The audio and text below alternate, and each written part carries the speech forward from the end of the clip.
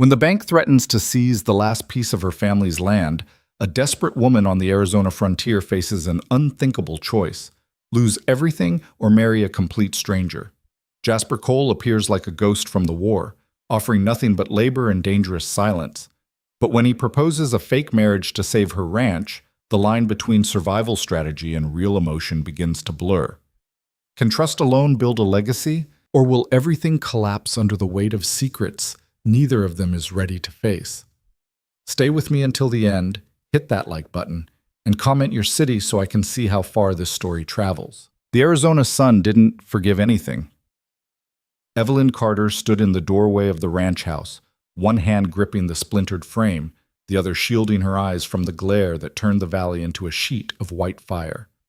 The land stretched out before her, cracked, thirsty, unforgiving. Once, this place had been green. Once, cattle had grazed here in numbers that mattered. Once, her father had walked these fields like a man who owned the future. Now the dirt just blew. She pulled her sleeve across her forehead, leaving a streak of dust along her temple. Her dress hung loose where it used to fit. She hadn't noticed when that happened. Time had a way of doing that out here, stealing pieces of you while you weren't looking. Behind her, the house creaked. Not the settling kind of creak, the giving up kind. The letter sat on the kitchen table where she'd left it that morning. She didn't need to read it again. The words were burned into her memory the way a brand sinks into hide. 7 days. That's what the bank had given her. 7 days to come up with money she didn't have, for debts she didn't make, on land that was supposed to be hers by right. Her father had borrowed against the ranch 3 years ago when the drought first hit. He'd promised her it was temporary, just until the rains came back, just until the cattle prices steadied, just until. He'd died last winter without seeing any of those justs come true. And now Silas Wren, the banker who smiled too much and never blinked, was coming to collect. Evelyn turned back into the house and let the door swing shut behind her. The kitchen smelled like old coffee and the kind of silence that meant nobody was coming to visit. She crossed to the table and picked up the letter, not because she wanted to, but because leaving it there felt like surrender. The ink was neat, official, the kind of penmanship that didn't care whether you lived or died as long as the columns balanced. She folded it once, then twice, and shoved it into the pocket of her apron. A horse snorted outside. Evelyn froze. Nobody came out here anymore, not since her father passed. The neighbors had their own problems, and the few hands who used to work the ranch had drifted off months ago when the pay stopped coming. She moved to the window and squinted through the warped glass. A man sat on a sorrel mare near the fence line, his hat pulled low, his posture easy in the saddle like he had nowhere else to be. Dust clung to his coat. His boots were worn down to the nail in places. He didn't look like trouble, but out here, trouble didn't always announce itself. She grabbed the rifle from beside the door, her father's old Winchester, the one he'd taught her to shoot when she was 12, and stepped back outside. The man didn't move. "You lost?" she called out, keeping the rifle low but visible. He tilted his head up just enough for her to see his face. Weathered. Maybe 35, maybe 50. Hard to tell with men who'd spent too much time in the sun. His jaw was shadowed with a few days' worth of stubble, and his eyes were the color of winter sky. Pale, distant, unreadable. "No, ma'am," he said. His voice was quiet, but it carried. "Not lost." "Then you're trespassing." "Didn't see a fence." "Doesn't mean it's not mine." He nodded slowly, like he was considering that. Then he swung down from the saddle with the kind of economy that came from doing it 10,000 times. His mare didn't spook, didn't even shift. "Name's Jasper Cole," he said. "Was hoping you might have water to spare, for the horse." Evelyn's grip tightened on the rifle. "Water costs." "Figured it might." He reached into his saddlebag and pulled out a small pouch. Coins clinked inside. He tossed it underhand and she caught it without thinking. It was heavier than she expected. She opened it. Silver dollars. 6 of them. Her throat tightened. $6 was more than she'd seen in 2 months. "That's too much for water," she said. "Then maybe I'm paying for something else." "Like what?" "Work," Jasper said simply. "If you've got it." She studied him. He didn't look like a drifter exactly. Drifters had a certain kind of desperation in their eyes. This man just looked tired. Tired in a way that went deeper than muscle. "What kind of work do you do?" she asked. "Whatever needs doing." He gestured toward the fence line, where 3 posts had rotted through and the wire sagged like old rope. "Looks like you've got plenty." Evelyn glanced back at the house, then at the letter in her pocket. 7 days. She didn't have time to rebuild a ranch. She didn't even have time to bury it properly. But something in her, some stubborn, stupid part that sounded too much like her father, made her nod. "There's a trough by the barn," she said. "You can water your horse there. After that, we'll talk." Jasper touched the brim of his hat and led the mare toward the barn without another word. Evelyn watched him go, then looked down at the pouch of coins in her hand. It wasn't enough, not even close, but it was something. And something was more than she'd had an hour ago. By the time the sun started to dip, Jasper had repaired 2 fence posts and cleared the brush that had been choking the irrigation ditch for the better part of a year. He worked without talking, without stopping, without asking for direction, just moved from one task to the next like he'd already mapped the whole place out in his head. Evelyn brought him water at midday, well water, lukewarm and metallic, and he drank it in 3 long pulls without commenting on the taste. "You always work this quiet?" she asked. "Talking slows things down," he said, handing the cup back. "Most men like to hear themselves." "I'm not most men." She almost smiled at that. Almost. By evening, he'd done more than she'd managed in a month. The ditch was flowing again. Not much, but enough to wet the vegetable patch she'd been trying to keep alive. The fence line looked solid for the first time since her father died. Even the barn door, which had been hanging crooked on one hinge, swung smooth and true. Evelyn stood on the porch and watched him wipe down his tools with a rag that had seen better days. The sky was bruising purple and orange, and the heat was finally starting to break. "You hungry?" she called out. Jasper looked up. "I don't want to take your food." "Wasn't asking if you wanted to. I'm asking if you're hungry." He considered that, then nodded. "Yes, ma'am." "Stop calling me ma'am. My name's Evelyn." "All right, Evelyn." She turned and went back inside, leaving the door open behind her. Dinner was beans and cornbread, because that's all there was. She set the plate in front of him without ceremony, and he ate without complaint. They didn't talk much. She asked where he'd come from, and he said nowhere in particular. She asked where he was headed, and he said the same. "You run from something?" she asked finally. Jasper looked at her over the rim of his cup. "Everyone's running from something." "That's not an answer." "It's the only one I've got." She let it go, mostly because she didn't have the energy to push, mostly because she understood the sentiment more than she wanted to admit. After he finished eating, he stood and carried his plate to the wash basin without being asked. Then he turned to her, his expression unreadable in the dim lamplight. "I can stay on a few more days," he said. "If you need the help." Evelyn crossed her arms. "I don't have much to pay you with." "You already paid me." "That was for water." "Then consider the rest charity." She bristled at that. "I don't take charity." "Didn't say you did." Jasper pulled his hat from the peg by the door. "I'll sleep in the barn. Be up before dawn." He was halfway out the door when she spoke again. "Why?" He paused, his back still to her. "Why what?" "Why help me? You don't know me. You don't owe me anything." Jasper turned his head just enough that she could see his profile in the last light of the dying fire. "Maybe I'm tired of not owing anybody anything," he said. And then he was gone. The next morning, Evelyn woke to the sound of hammering. She dragged herself out of bed, pulled on her boots, and stumbled outside to find Jasper already halfway through replacing the rotten boards on the front porch. The sun wasn't even fully up yet, and he'd already cleared the weeds from around the foundation and stacked a neat pile of salvageable lumber by the side of the house. "You don't sleep?" she asked, her voice still rough with exhaustion. "Not much," he said without looking up. She watched him work for a minute, then went back inside to make coffee. By the time she brought him a cup, he'd finished the porch and moved on to patching the roof over the chicken coop. "You're going to work yourself to death," she said, holding out the cup. He climbed down from the ladder and took it. "Better than the alternative." "Which is?" "Not working." She didn't know what to say to that, so she just stood there, sipping her own coffee and watching the sun climb over the ridge. The air was already starting to warm, but for a moment, just a moment, it felt almost bearable. "I got a letter from the bank," she said suddenly. She didn't know why she said it.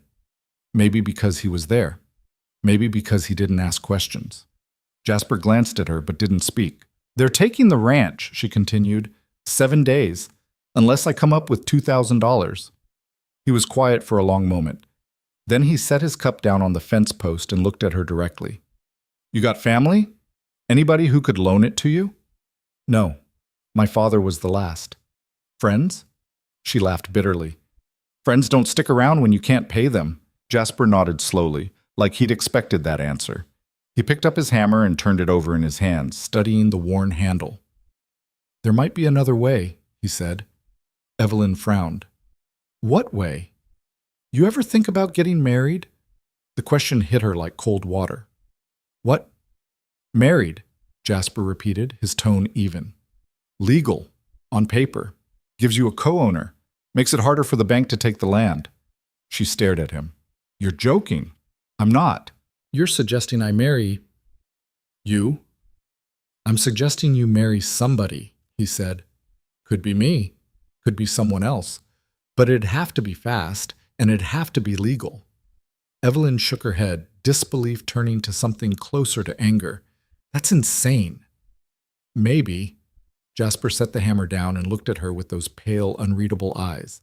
"But insane's better than broke." She wanted to argue, wanted to tell him it was the stupidest thing she'd ever heard. But the words caught in her throat, because somewhere deep down, past the pride and the fear and the exhaustion, a part of her was already calculating. Marriage meant legal protection. Marriage meant the land couldn't be seized as easily. Marriage meant time. And time was the one thing she didn't have. "Why would you do that?" she asked quietly.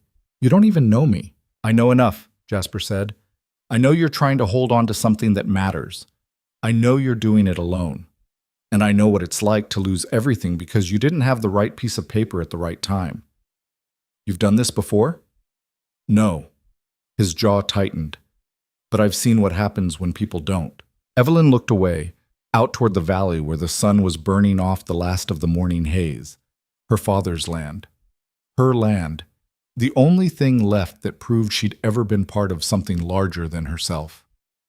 "I'd need time to think," she said. "You've got 6 days," Jasper replied. "After that, it won't matter." He picked up his tools and walked back toward the barn, leaving her standing alone on the porch with a cold cup of coffee and a decision that felt impossible. She didn't see him again until late afternoon. By then, he'd finished the chicken coop, cleared the dead brush from around the well, and started digging a new drainage trench to keep the foundation dry when the rains finally came. If they ever came. Evelyn spent most of the day inside trying to distract herself with chores that didn't need doing. She scrubbed the floor, reorganized the pantry, counted her remaining supplies, and realized she had maybe 2 weeks' worth of food if she stretched it. None of it helped. The question kept circling back, no matter how hard she tried to push it away. Could she really marry a stranger? Could she really trust a man she'd known for less than 2 days with everything she had left? And worse, what if it didn't work? What if the bank found a way around it? What if Jasper changed his mind, or took the land for himself, or disappeared the way everyone else had? By the time the sun started to set, she'd worked herself into a knot of anxiety so tight she could barely breathe. She found him by the well, coiling rope with the same methodical precision he brought to everything else. "I need to know something," she said. Jasper looked up. "If I do this," she continued, "if I agree to marry you, what do you get out of it?" "A place to stay," he said simply. "Work to do. Maybe some peace." "That's it?" "That's it." She studied his face, looking for the lie, the angle, the thing he wasn't saying, but all she saw was exhaustion, the same exhaustion she saw in the mirror every morning. "And when the 6 months are up?" she asked. "When the bank's off my back and the land's secure, what then?" "Then we figure it out," Jasper said. "Maybe we stay married. Maybe we don't. But either way, you'll still have your ranch." Evelyn was quiet for a long time. Then, finally, she nodded. "All right, she said. Let's do it. Jasper didn't smile. Didn't react at all, really. He just finished coiling the rope, hung it on the fence, and wiped his hands on his jeans. We'll go into town tomorrow, he said. Get it done proper. Tomorrow? Her voice cracked slightly. Clock's ticking, Evelyn. You said 6 days. Now it's 5. She swallowed hard. Right. 5 days. He touched the brim of his hat and started toward the barn. Jasper, she called after him. He stopped. Thank you. He didn't turn around, but she saw his shoulders shift, just slightly, like he'd heard her and didn't know what to do with it. Don't thank me yet, he said quietly. And then he was gone into the shadows, leaving her alone with the wind and the dying light, and the weight of a choice she couldn't take back. They left for Silver Creek just after dawn. The town was 8 miles east, tucked into a narrow valley where the hills broke just enough to let a creek trickle through. It wasn't much. A general store, a saloon, a church, a handful of houses, and the bank. The bank always looked newer than everything else, cleaner, like it had been built yesterday while the rest of the town slowly rotted around it. Evelyn rode beside Jasper in silence. He'd offered to let her take the mare, but she'd insisted on her father's old gelding, a gray horse with a crooked ear and a disposition that matched her own. The road was dry and rutted, and the dust rose in clouds behind them. By the time they reached the edge of town, her throat was raw, and her hands ached from gripping the reins too tight. We'll go to the courthouse first, Jasper said. Get the license. Then we'll find someone to marry us. The minister won't do it, Evelyn said. Why not? Because he'll ask questions, and I don't have good answers. Jasper considered that.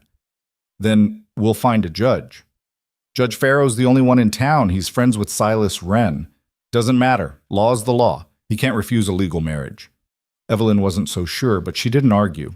They tied the horses outside the courthouse, a squat stone building that looked like it had been dropped into the desert by accident, and went inside.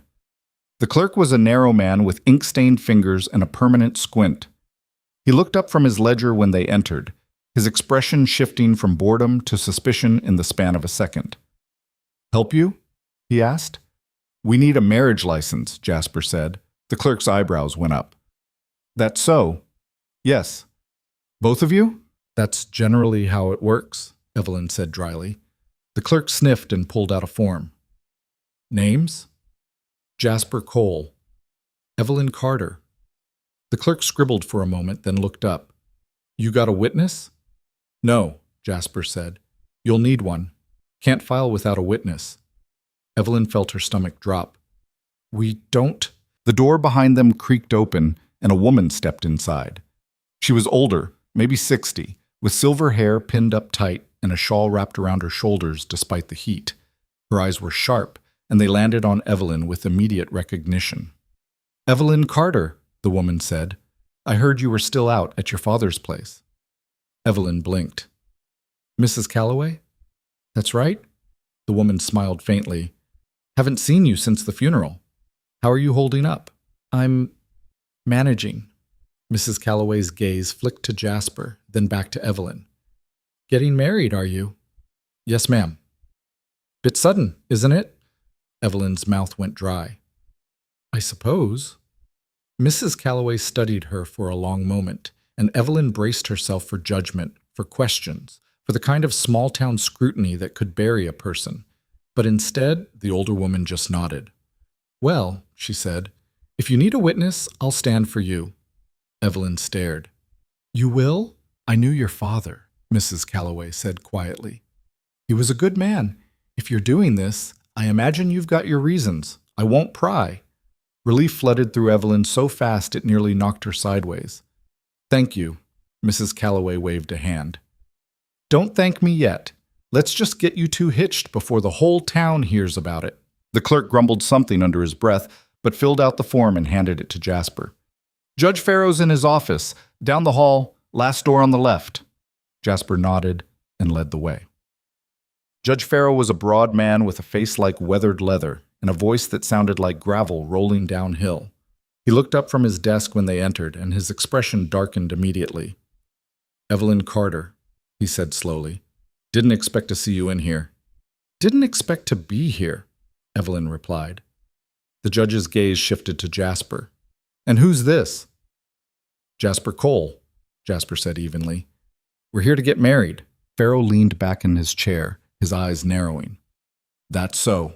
Yes, sir. You know this man, Evelyn? I do. How long? She hesitated. Long enough. Pharaoh's jaw tightened. This wouldn't have anything to do with that notice from the bank, would it? Evelyn's heart slammed against her ribs. That's my business. It's the court's business if you're trying to pull something. Pharaoh stood and crossed his arms. Silas Wren's a friend of mine, and he's got a legitimate claim on your land. Then he can take it up with my husband, Evelyn said, forcing steel into her voice. Pharaoh's gaze flicked to Jasper. You know what you're getting into, son? I do, Jasper said. And you're willing to take on her debts? I am. The judge stared at him for a long moment, and Evelyn held her breath, waiting for him to refuse, to call them out, to end it all before it even started. But finally, Pharaoh exhaled and picked up the paper. All right, he said. Let's get this over with. The ceremony took less than 5 minutes. Pharaoh read the words in a flat, disinterested tone. Jasper repeated them without hesitation. Evelyn's voice shook, but she got through it. Mrs. Calloway signed as the witness, and Pharaoh stamped the certificate with more force than necessary. Congratulations, he said, in a tone that made it clear he thought they were both idiots. You're married. Evelyn took the certificate with trembling hands. It felt surreal. Fake. Like it would dissolve the moment she stepped outside. But it didn't. She was married. To a stranger. And now she had to face Silas Wren. They walked out of the courthouse into sunlight that felt too bright, too ordinary for what had just happened. Evelyn clutched the marriage certificate like it might blow away if she loosened her grip. The paper was still warm from Pharaoh's stamp, the ink barely dry. Mrs. Calloway touched her arm gently. You take care of yourself, dear, she said, her voice low enough that only Evelyn could hear. And if you need anything at all, you know where to find me. Evelyn nodded, her throat too tight to speak. The older woman gave Jasper a long, measuring look, then turned and walked back toward the general store without another word. Jasper stood beside the horses, checking the saddle straps with the same methodical attention he gave everything else. He didn't look at Evelyn, didn't acknowledge what they'd just done. We should go to the bank, Evelyn said finally. Jasper straightened. Now? Before I lose my nerve.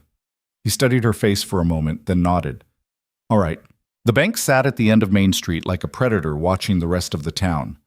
2 stories of brick and glass, with columns flanking the entrance that were meant to look impressive, but just looked out of place.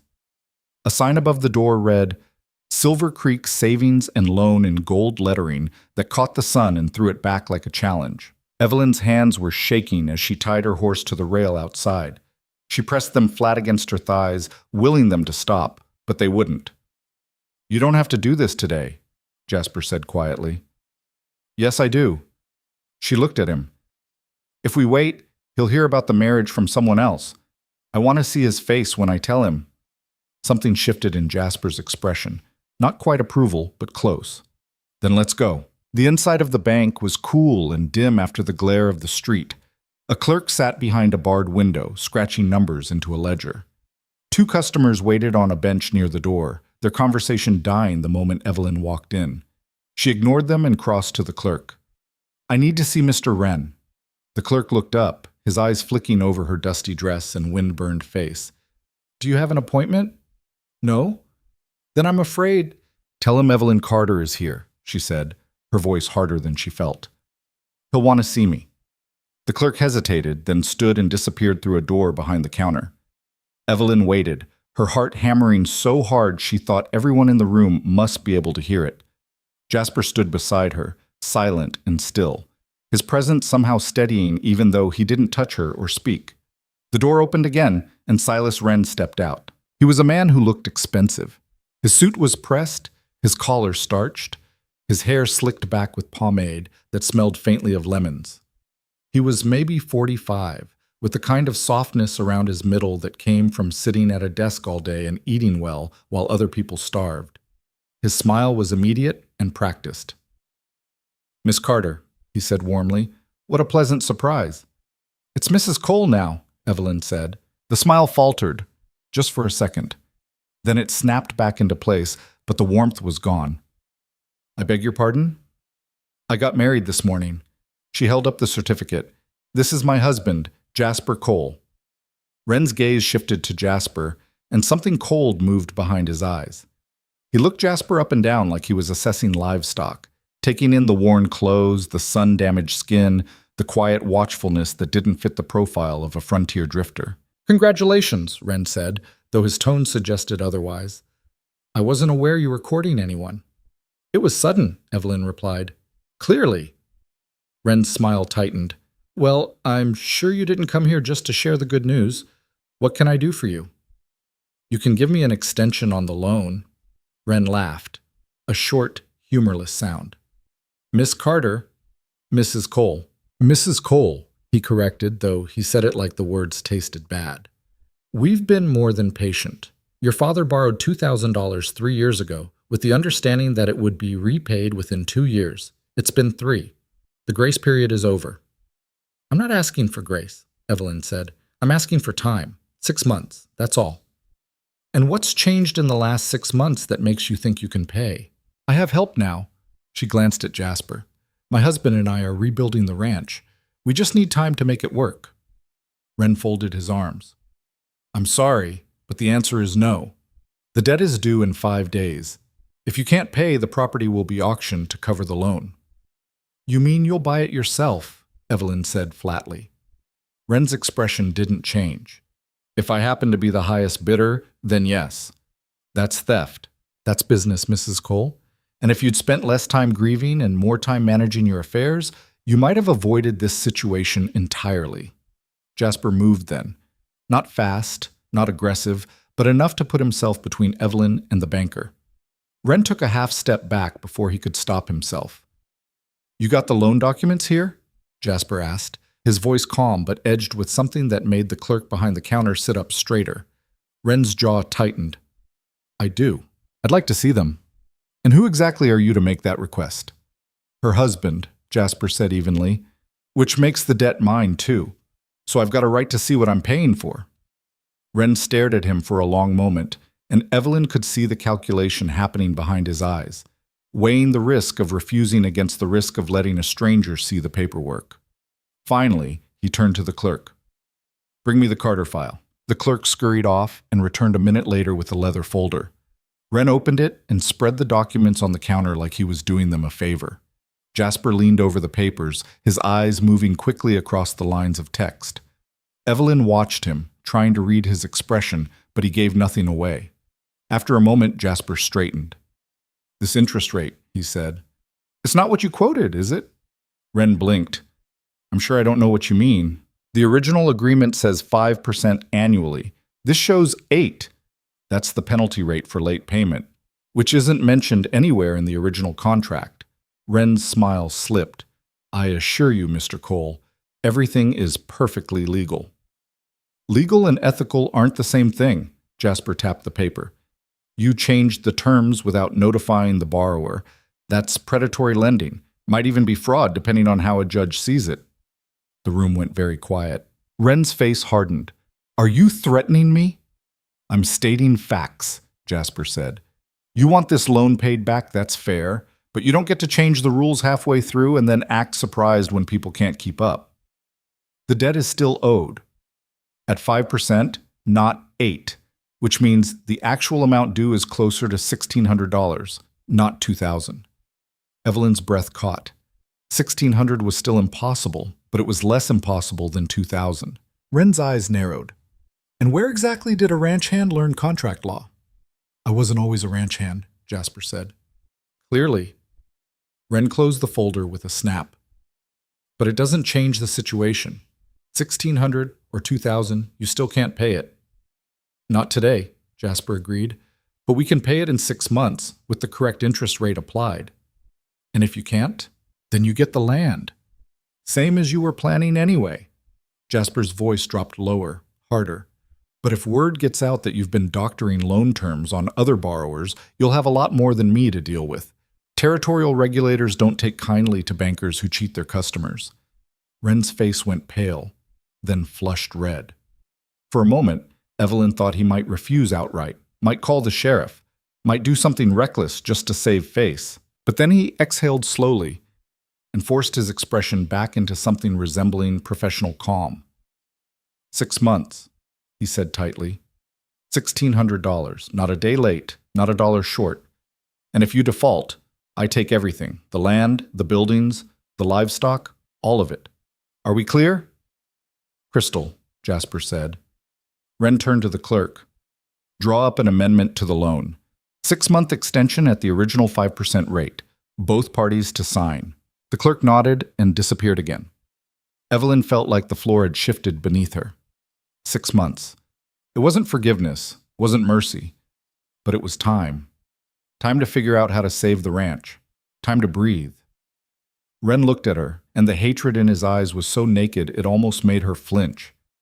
You're making a mistake, Mrs. Cole, he said quietly. That land is worth more than you know, and sooner or later you'll lose it. Whether it's to me or someone else doesn't really matter. Maybe, Evelyn said, but it won't be today. The clerk returned with the amended agreement, and both Jasper and Evelyn signed it.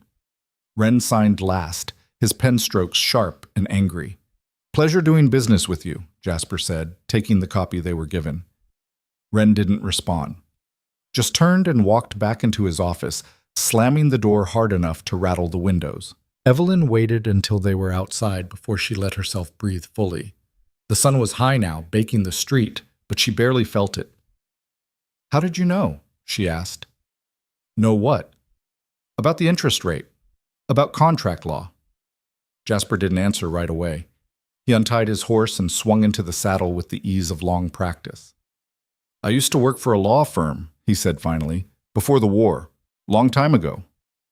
You were a lawyer? Clerk, but I read a lot. She wanted to ask more, wanted to know why a law clerk ended up drifting through the Arizona desert fixing fences. But something in his posture told her the conversation was over. They rode out of town in silence, the certificate and the amended loan agreement tucked safely in Evelyn's saddlebag.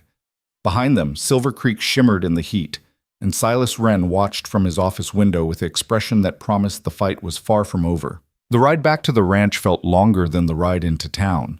The sun pressed down from a sky so blue it hurt to look at, and the dust from the road coated everything. Their clothes, their skin, the horses' flanks. Evelyn's mind kept circling back to the scene in the bank, replaying Wren's face when Jasper had called him out, the way the banker's confidence had cracked just enough to let something uglier show through. She glanced sideways at the man riding beside her. Jasper sat easy in the saddle, his gaze fixed on the horizon, his expression as unreadable as ever. A law clerk. That explained the precision, the way he spoke when he needed to, the quiet intelligence that didn't match the rough edges. But it didn't explain why he'd left that life behind. You didn't have to do that, she said finally. Jasper didn't look at her. Do what? Stand up to Wren like that. You could have just let me handle it. You were handling it fine. I wasn't getting anywhere. Neither was I at first. He shifted in the saddle. Men like Wren don't back down because you ask nicely. They back down when they've got something to lose. And he's got something to lose? His reputation, maybe his license, if the regulators decide to look closer. Jasper's jaw tightened. I wasn't bluffing about the fraud. He's been doing this to other people too. I'd bet money on it. Evelyn absorbed that. You think he'll come after us? Probably.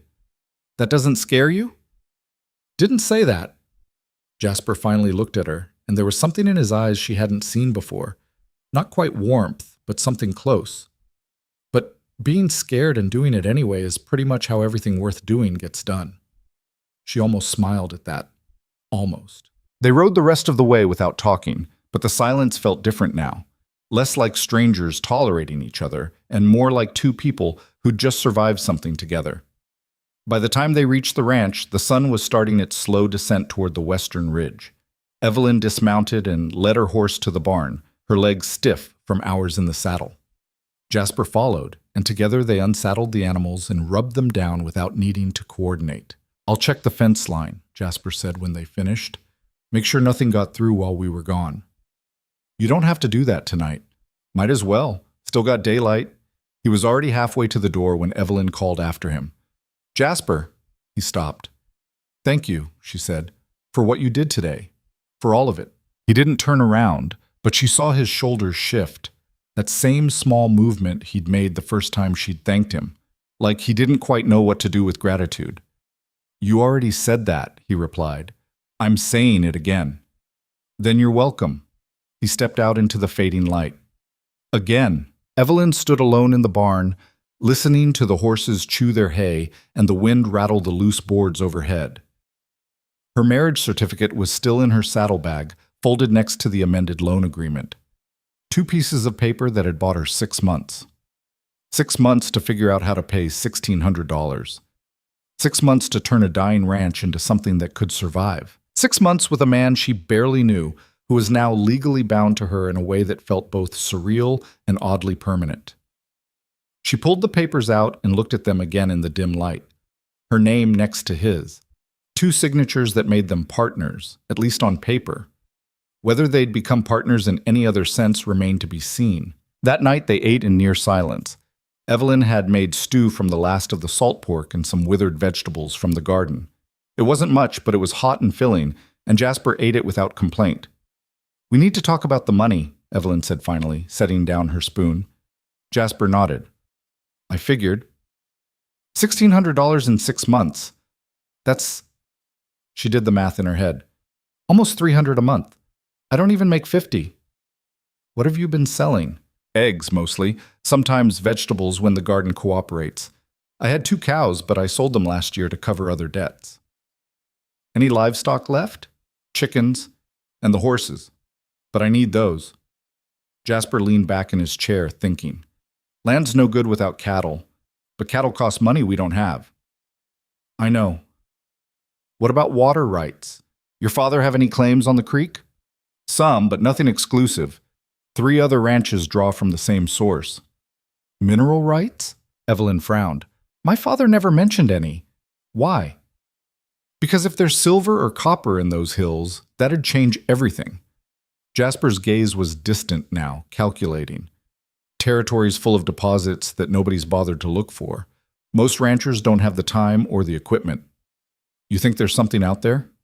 I think it's worth checking. Can't hurt to look. She considered that. It felt like grasping at shadows, but then again, so did everything else. And if there's nothing, then we figure out something else. He met her eyes. One problem at a time, Evelyn. That's all we can do. She nodded slowly. All right, we'll start looking tomorrow. Good. Jasper stood and carried his bowl to the wash basin. I'm going to turn in. Long day. Jasper, she said, and he paused. Where are you going to sleep? The question hung in the air between them, heavy with implications neither of them had addressed. Barn, he said after a moment. Same as before. We're married now. People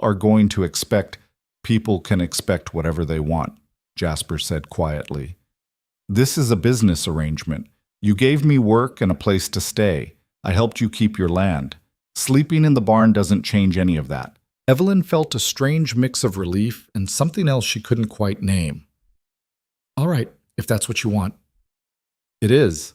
He pulled his hat from the peg. Good night, Evelyn. Good night. She listened to his footsteps fade across the porch and into the night. Then she sat alone at the table, staring at the empty bowl across from her and wondering what she'd gotten herself into. The next 3 days passed in a blur of work that left them both exhausted by sundown. Jasper spent his mornings repairing what could be repaired, and his afternoons scouting the hills behind the ranch for any sign of mineral deposits. Evelyn focused on the garden and the chickens, coaxing what life she could from soil that seemed determined to stay dead. They talked more during those days, though never about anything personal. Jasper would mention a broken fence post, and Evelyn would point out where he could find replacement wood. She'd ask about the hills, and he'd describe the rock formations he'd seen, the dry creek beds, the abandoned mine shafts that suggested someone had looked for silver here before and given up. It was practical conversation, useful, safe. But underneath it, Evelyn could feel something shifting. Trust, maybe. Or just the slow erosion of suspicion that came from working beside someone day after day and watching them keep their word. On the fourth morning, Jasper came back from the hills earlier than usual, his face flushed with something that might have been excitement. "Found something," he said, slightly out of breath. Evelyn looked up from the carrots she'd been trying to salvage. "What?" "Quartz vein. Up in the North Hills, maybe 2 miles from here.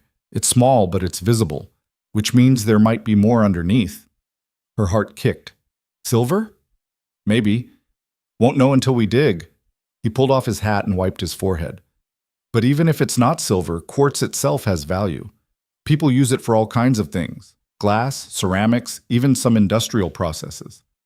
How much would we need to make it worthwhile? Depends on the purity and how deep it goes. But if the vein's decent, we could pull enough in 6 months to cover the loan, and then some." Evelyn felt the first real spark of hope she'd felt in months.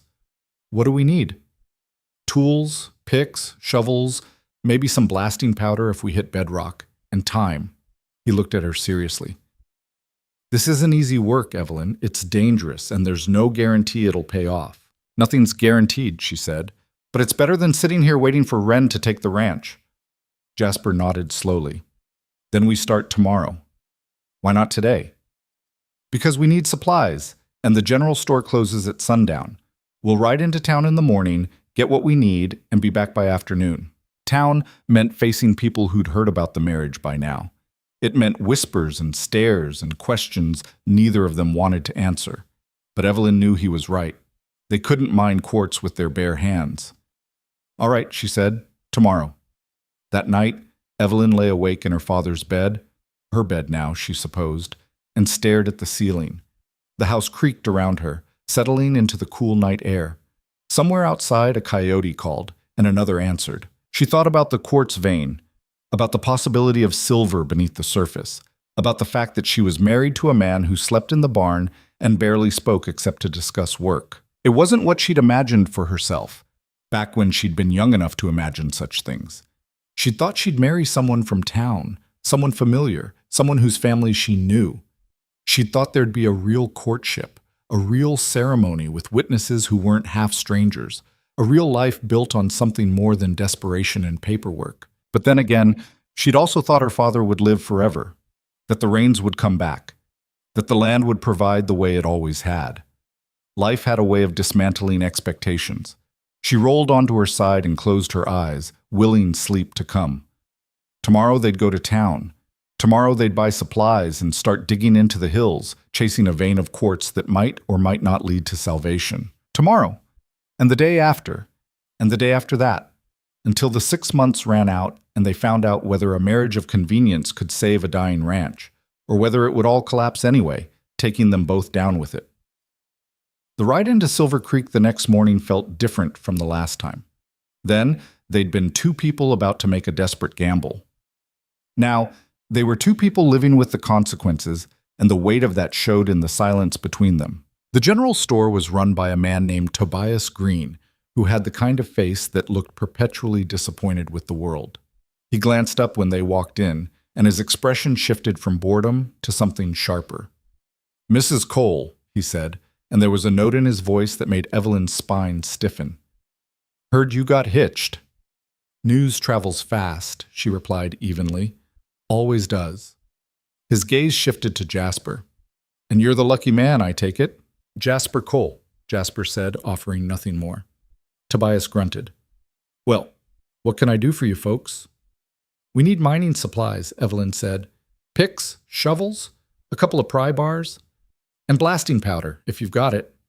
Tobias's eyebrows went up. "Mining supplies? You starting a dig?" "Maybe." "On your land?" "That's right." He whistled low. "Ambitious. Most people around here gave up on mining years ago. Nothing but dust and disappointment. Most people aren't us," Jasper said quietly. Tobias studied him for a moment, then shrugged. "Your funeral. I've got what you need in the back. It'll cost you, though." "How much?" $40 for the tools, another $20 for the powder." Evelyn's stomach dropped. $60 was more than she'd expected, and it would take a significant bite out of the little money she had left. But Jasper was already reaching into his pocket. He pulled out a small leather pouch and counted out the money in silence, laying it on the counter, bill by bill. Tobias scooped it up and disappeared into the back room. Evelyn stared at Jasper. "Where did you get that?" she whispered.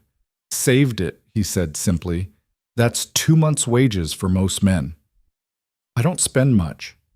"Jasper, it's done, Evelyn. Let it be." Tobias returned with the supplies wrapped in canvas and tied with rope. "You folks be careful out there," he said, though his tone suggested he didn't much care one way or the other. "Mining's dangerous work. Easy way to get yourself killed if you don't know what you're doing." "We'll manage," Jasper said, hefting the bundle onto his shoulder. They were almost out the door when a voice called out behind them. "Well, well, if it isn't the newlyweds." Evelyn turned to see Silas Wren standing near the counter, a newspaper tucked under his arm, and a smile on his face that didn't reach his eyes. "Mr. Wren," she said coolly. "Mrs. Cole." He tipped his hat mockingly. "I see you're investing in new ventures. How industrious." "Just trying to make an honest living," Evelyn replied. "Of course." Wren's gaze flicked to Jasper, then back to her. "I do hope you're not planning anything foolish. Mining can be such a risky business. Accidents happen all the time." The threat was barely veiled, and Evelyn felt her jaw tighten. "We'll be fine." "I'm sure you will." Wren's smile widened. "But if you do run into any trouble, financial or otherwise, you know where to find me." Jasper stepped forward, and though he didn't say a word, something in his posture made Wren take a half step back. "We won't need your help," Jasper said quietly. Wren's smile faltered. "We'll see."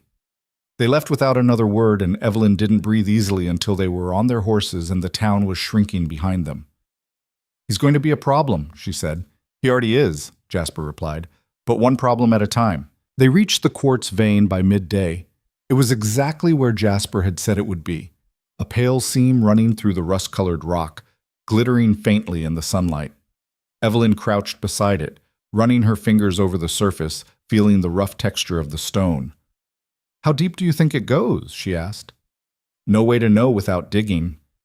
Jasper set down the tools and pulled off his coat.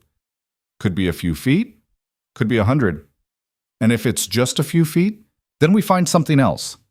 He said it so simply, like failure was just another step in the process, and Evelyn found herself believing him. They worked the rest of the afternoon, chipping away at the rock with picks and pry bars, their movements falling into an unspoken rhythm. The sun beat down mercilessly, and the dust clung to their skin, but neither of them stopped. By sunset, they'd exposed another 2 feet of the vein, and it showed no signs of tapering off. Evelyn sat back on her heels, exhausted but exhilarated. "It's really here," she said. "Looks like it," Jasper agreed. He was covered in dust and sweat, his shirt sticking to his back, but there was something almost satisfied in his expression. "You think we can do this?" He looked at her, and for the first time since they'd met, he smiled. It was small, barely there, but real. "Yeah," he said, "I think we can." They fell into a routine after that, though calling it a routine made it sound easier than it was. Every morning before the sun cleared the ridge, they'd ride up to the quartz vein with tools and water and whatever food Evelyn had managed to scrape together the night before. They'd work until the heat became unbearable, rest through the worst of the afternoon, then work again until dusk forced them to stop. The mining was brutal.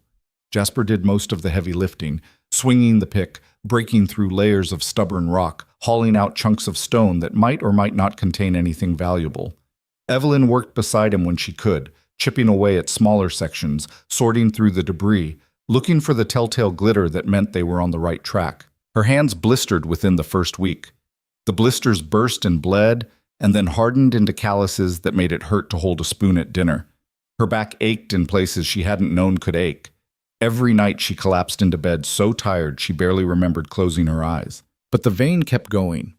Deeper into the hillside, wider in some places, narrower in others, but always there. And mixed in with the quartz were thin streaks of something darker, something that made Jasper pause and study it carefully before scraping a sample into a cloth pouch. "What is it?" Evelyn asked, wiping sweat from her face. "Silver," Jasper said quietly. "Not much, but it's there." Her heart jumped. How much is not much? Hard to say without proper assay. But if the rest of the vein has this kind of concentration... He trailed off, but the implication hung between them. If the vein was rich enough, they might not just save the ranch. They might actually make money, real money, the kind that bought security instead of just survival. "We need to keep this quiet," Jasper said, his voice low, even though there was nobody around to hear. "If Wren finds out there's silver up here, he'll find a way to take it." "How?" "The land's mine. Legally. For now. But men like him don't let details like ownership stop them." Jasper sealed the pouch and tucked it into his shirt. "We don't tell anyone. Not until we know how much we've got and how much it's worth." Evelyn nodded, though the secrecy made her uneasy. Secrets had a way of growing teeth out here, of turning into weapons someone else could use against you. But he was right. They couldn't risk it. That night, Jasper didn't go straight to the barn after dinner. Instead, he lingered by the table, turning the sample pouch over in his hands, like he was trying to solve a puzzle written in a language he'd half forgotten. "I need to take this to an assayer," he said finally. "Find out what we're dealing with." "Where's the nearest one?" "Tucson, probably. Maybe 2 days' ride." Evelyn's chest tightened. "That's 4 days round trip." "I know. You can't leave the ranch unattended that long, not with Wren watching." "Then you'll come with me." She blinked. "Both of us?" "Both of us," Jasper confirmed. "We lock up the house, take the horses, and go. It's safer than splitting up, and it'll give us a chance to see what the sample's worth before we keep digging." Evelyn wanted to argue, but she couldn't find a good reason to. The chickens could survive a few days without them. The garden was barely producing anyway, and he was right about Wren. Leaving one of them alone felt like an invitation for trouble. "When do we leave?" she asked. "Day after tomorrow. Gives us time to prepare." "All right." She stood and started clearing the dishes, her mind already racing through everything that needed to be done before they could go. "We'll need supplies, food, water." "I'll handle it," Jasper said. He stood too, and for a moment they were close enough that she could smell the dust and sweat on him, could see the lines the sun had carved around his eyes. "You just rest tomorrow. We've been pushing hard." "I'm fine." "You're not." His voice was gentle but firm. "You're exhausted, Evelyn. I can see it. 1 day off won't kill the operation." She wanted to protest, wanted to insist she could keep going, but the truth was her whole body ached, and the thought of a day without swinging a pick sounded dangerously close to heaven. "Fine," she said, "but just 1 day." "Just one," Jasper agreed. He left for the barn, and Evelyn finished the dishes in silence. Through the window, she could see the hills where they'd been working, dark shapes against a darkening sky. Somewhere up there was a vein of quartz shot through with silver, and somewhere beyond that was a future she hadn't dared to imagine a month ago. It felt fragile, precarious, like one wrong step could send the whole thing crashing down. But it was something, and something was still better than nothing. The next day, Evelyn tried to rest like Jasper had told her to, but rest didn't come easy. She wandered the ranch, checking on things that didn't need checking, her mind refusing to settle. The chickens were fine. The garden was the same level of struggling it had been yesterday. The house was as clean as it was going to get. Around midday, she heard hoofbeats and looked up to see a rider coming down the road. Her hand went instinctively to the rifle by the door, but she recognized the horse before the rider came into focus. Mrs. Calloway. The older woman dismounted slowly, favoring her left hip, and tied her horse to the rail with practiced efficiency. She was carrying a basket covered with a cloth, and when she saw Evelyn, she smiled. "Afternoon, dear," she said. "I hope I'm not intruding." "Not at all." Evelyn stepped off the porch. "What brings you out here?" "Oh, I was in the area and I thought I'd check on you." Mrs. Calloway's sharp eyes swept over the ranch, taking in the repaired fence, the cleared brush, the general air of something being actively worked on instead of left to rot.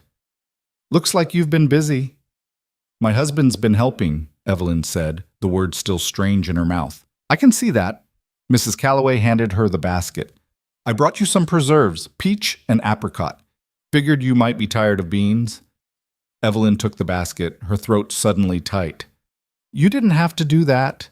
"I know, but I wanted to." The older woman's expression softened. "How are you holding up, really?" "I'm managing." "That's not what I asked."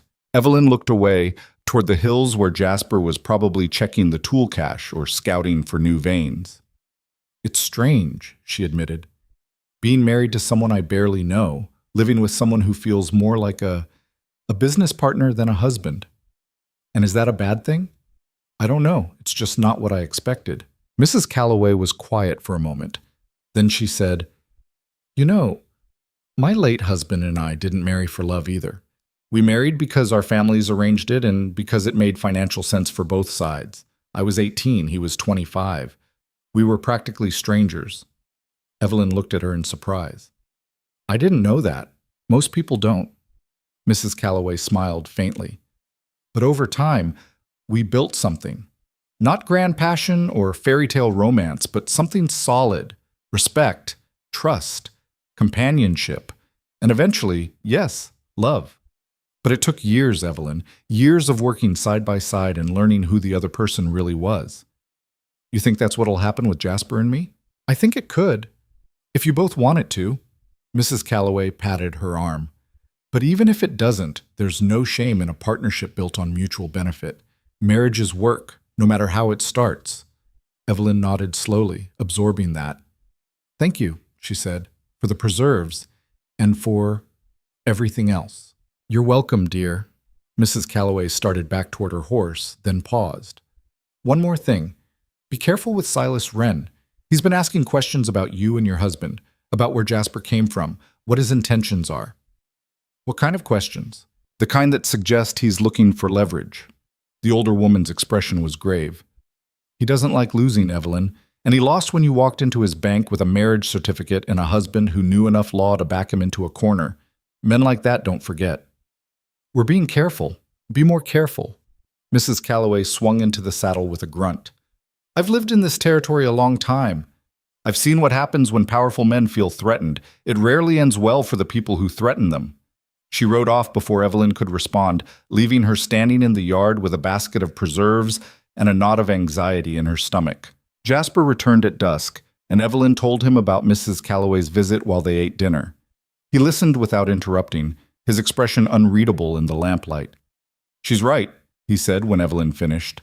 "Wren's going to make a move eventually. We just don't know when." "What can we do about it?" "Stay alert. Don't give him anything he can use against us." Jasper pushed his plate aside. "And we make sure that when we go to Tucson, we're fast and we're smart. Get the assay done. Get back here before anyone notices we're gone." "You think someone's watching the ranch?" "I think it'd be stupid to assume they're not." That night, Evelyn lay awake again, listening to the sounds of the desert and thinking about Mrs. Calloway's warning. She thought about Wren's smile in the general store, the veiled threat in his words. She thought about the silver hidden in the hills and how quickly good fortune could turn into a target. And she thought about Jasper, sleeping in the barn, a man who'd walked into her life when she'd needed help most, and who'd given her a chance at keeping everything she had left. A man she still didn't fully understand, but who she was starting to trust despite herself. They left for Tucson before dawn, while the world was still caught between night and day.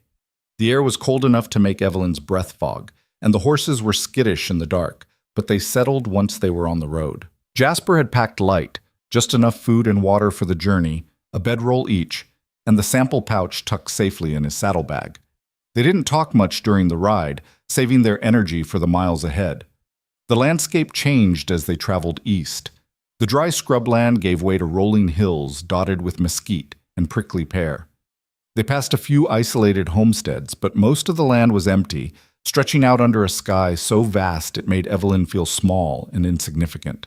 By midday, they stopped to rest the horses near a dry creek bed. Jasper shared out jerky and hardtack while Evelyn poured water into a tin cup and tried not to think about how exposed they were out here. "You ever been to Tucson?" she asked, more to fill the silence than because she cared. "Once. Long time ago. Before the war." Jasper's jaw tightened and Evelyn immediately regretted the question. He didn't talk about the war. Didn't talk about anything that happened before he showed up at her ranch looking for work. "Yeah," he said finally. "Before." She waited to see if he'd say more, but he didn't. Just finished his jerky and stood, brushing crumbs from his jeans. "We should keep moving," he said. "Want to make Tucson by tomorrow afternoon." They rode until sunset painted the sky in shades of orange and purple, then made camp in a shallow ravine that offered some protection from the wind. Jasper built a small fire while Evelyn tended to the horses, and they ate a cold dinner of more jerky and the last of the cornbread Evelyn had packed. The fire crackled between them, and the stars came out one by one until the sky looked like someone had spilled diamonds across black velvet. "You miss it?" Evelyn asked suddenly. "Miss what?" "Whatever life you had before you started drifting." Jasper stared into the fire, his face half in shadow. "Sometimes," he admitted, "but not as much as I used to." "Why not?" "Because that life is gone. Missing it doesn't bring it back." He picked up a stick and poked at the fire, sending sparks spiraling into the dark. "And because I'm starting to think this life might be worth something too." Evelyn's chest tightened. "The ranch, you mean?" "The ranch. The work." He glanced at her, and something flickered in his expression. "The company." She didn't know what to say to that, so she said nothing. Just sat there across the fire from her husband, listening to the desert settle around them and wondering if Mrs. Calloway had been right about partnerships turning into something more. After a while, Jasper stood and unrolled his bedroll on the far side of the fire. "Get some sleep," he said. "Long day tomorrow." Evelyn did the same, wrapping herself in her blanket and lying down on the hard ground.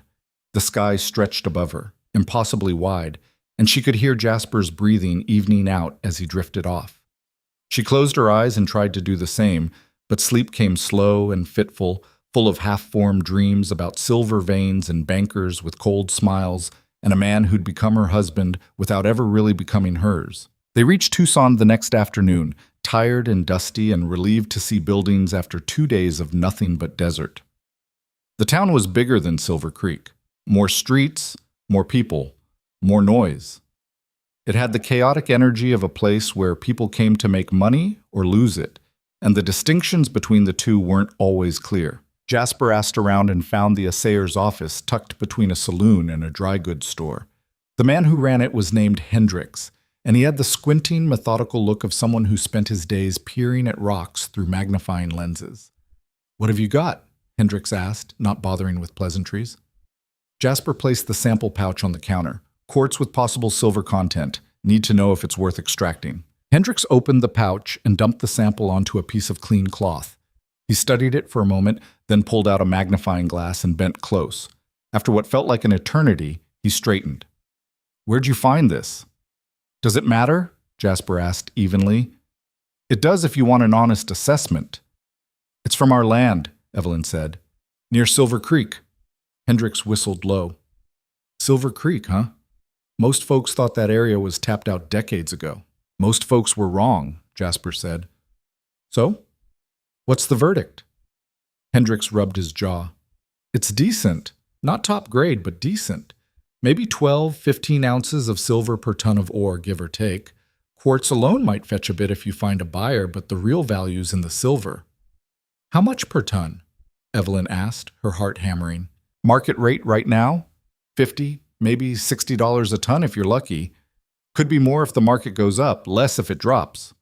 Hendricks set down his magnifying glass. "How much ore you think you've got?" "Don't know yet," Jasper said, "but the vein's still going. Then you might have something worth pursuing. But mining's expensive, even small-scale operations. Equipment, labor, transport, it adds up fast." "We're doing it ourselves," Evelyn said. Hendricks looked at her like she'd just announced plans to fly to the moon. "Just the two of you?" "That's right." "Lady, that's—" He stopped himself, seeming to think better of whatever he'd been about to say. "Well, it's your funeral, but if you pull it off, you'll make some money. Probably not enough to get rich, but enough to live on." "Enough to pay off a loan?" Jasper asked. "Depends on the loan, but if you've got a good vein and you work it steady, yeah, probably." They paid Hendricks for the assay and left the office with the sample pouch and a receipt showing the silver content. Outside, the sun was starting to dip toward the horizon, and the street was filling with people heading home or heading out to the saloons. "We should find a place to stay," Jasper said. "Start back first thing in the morning." "There's a boarding house down the street," Evelyn said, nodding toward a faded sign. "Looks cheap." They got a room. One room, because two would have raised eyebrows and because money was tight, and the landlady gave them a knowing look that made Evelyn's face burn. The room was small, with a narrow bed, a washstand, and a window that overlooked an alley full of trash. Not much, but better than sleeping on the ground. "I'll take the floor," Jasper said immediately. "You don't have to—" "I do." He set his saddlebag down and started unrolling his bedroll. This is already complicated enough without making it more so. Evelyn wanted to argue, but she was too tired. Too wrung out from 2 days of travel and the constant low-grade anxiety of not knowing if Hendricks would confirm their hopes or dash them. She washed her face in the basin and changed into the one clean shirt she'd brought, then climbed into the bed without another word. Jasper settled onto the floor with his blanket, his back to her, and within minutes his breathing had evened out into sleep. Evelyn lay awake in the dark, listening to the sounds of the town outside and the sound of her husband breathing below her. She thought about what Hendricks had said. 12 to 15 ounces per ton. $50 to $60 per ton. It wasn't a fortune, but it was real, tangible, something they could actually achieve if they worked hard enough. For the first time since her father died, she felt something that might have been hope. Real hope. Not just the desperate kind that came from refusing to give up. She closed her eyes and let herself imagine it. 6 months from now, the loan paid off. The ranch secure. Maybe even enough money left over to buy cattle again, to rebuild what her father had lost. And Jasper's still here, working beside her, sleeping in the barn or the house or wherever he wanted, because by then it wouldn't matter, because by then they'd be partners in more than just name. It was a nice dream. She held on to it as she drifted off to sleep. They left Tucson at first light and made good time on the ride back. The horses seemed eager to return to familiar territory, and both Evelyn and Jasper rode with renewed energy, spurred on by Hendricks' assessment. $50 to $60 per ton. If they could extract even 20 tons over the next 6 months, that'd be more than enough to cover the loan, and then some. It wouldn't be easy. 20 tons was a staggering amount of rock to move with just 2 people. But it was possible. They talked about logistics on the ride, how much they could realistically mine in a day, whether they needed to invest in better tools or just make do with what they had, how to transport the ore once they had enough to sell. "We'll need a cart," Jasper said, "or at least a wagon. Can't haul tons of rock on horseback." "There's an old wagon in the barn," Evelyn said. "My father used it for hauling feed. It's broken, but maybe you could fix it." "I can try. And we'll need buyers. Can't just show up in town with a wagon full of ore and hope someone takes it." Hendricks mentioned a smelter in Phoenix. Big operation, processes ore from all over the territory. We could sell directly to them. "Phoenix is a week away." "I know, but they'll pay better than anyone local and they won't ask questions about where it came from." Evelyn nodded slowly. It made sense, even if the idea of another long journey made her bones ache just thinking about it. They were maybe 10 miles from the ranch when they saw the smoke. It rose in a thin, dark column against the pale sky, and Evelyn's stomach dropped the moment she spotted it. "That's coming from our direction," she said, her voice tight. Jasper didn't answer, just spurred his horse into a gallop. Evelyn followed, her heart pounding so hard she thought it might burst. The smoke grew thicker as they got closer, and by the time they crested the last ridge, she could see flames licking at the roof of the barn. "No," she whispered. "No, no, no." They rode into the yard at full speed. Jasper was off his horse before it fully stopped, grabbing a bucket and running toward the well. Evelyn did the same, her mind blank with panic. The barn was fully engulfed, the old dry wood burning fast and hot. The horses were already out, thank the stars for small mercies, but everything else was inside. Tools, feed, the broken wagon she'd just told Jasper about, all of it burning. They threw water on the flames for what felt like hours, but it was useless. The fire was too big, too far gone. All they could do was keep it from spreading to the house. By the time the barn finally collapsed into a smoking ruin, the sun was setting and they were both covered in soot and ash and exhaustion. Evelyn sank to her knees in the dirt, staring at the wreckage. Her father had built that barn 30 years ago. It had survived droughts and storms and the slow decay of neglect. And now it was gone. "This wasn't an accident," Jasper said quietly. She looked up at him. "What?" "Look." He pointed to the ground near the remains of the barn door. In the ash and dirt, barely visible, was the outline of a boot print. Too clean, too deliberate. Someone had been here, Someone had set the fire, and Evelyn knew, with cold certainty, exactly who it was. Evelyn stared at the boot print until her eyes burned from more than just smoke. The rage came slowly at first, building from somewhere deep in her chest, then surging up so fast it nearly choked her. "Ren?" she said, her voice shaking. "Probably." Jasper crouched beside the print, studying it in the fading light. "Or someone working for him. We can't prove it." "No, we can't." He stood, his face grim. "Which is exactly why he did it this way." Evelyn pushed herself to her feet, her legs unsteady. Everything they'd stored in the barn was gone. The tools they hadn't taken to Tucson, the spare tack for the horses, the feed that was supposed to last them through the next month, all of it reduced to ash and twisted metal. "He's trying to break us," she said. "He's trying to scare us into giving up." Jasper looked at her, and there was something fierce in his expression. "Question is, are we going to let him?" She wanted to scream, wanted to ride into town right now and drag Ren out of his perfect house and make him pay for what he'd done. But she knew that was exactly what he wanted, for her to lose control, to do something reckless that would give him legal ground to take everything. "No," she said finally, "we're not giving up." "Good." Jasper turned back toward the smoldering ruins. "Then we rebuild, starting tomorrow." "With what?" "We lost everything in there." "Not everything. The mining tools are still up in the hills where we left them. The horses are safe. We've still got the house and the land." He met her eyes. "And we've got each other. That's more than we had a month ago." Evelyn wanted to argue that it wasn't enough, that one barn fire could be followed by another, that they were fighting a battle they couldn't win against a man with more money and power than they'd ever have. But looking at Jasper standing there, covered in ash, his jaw set with that quiet determination she was starting to recognize, she found herself believing him anyway. They spent that night salvaging what they could from the wreckage.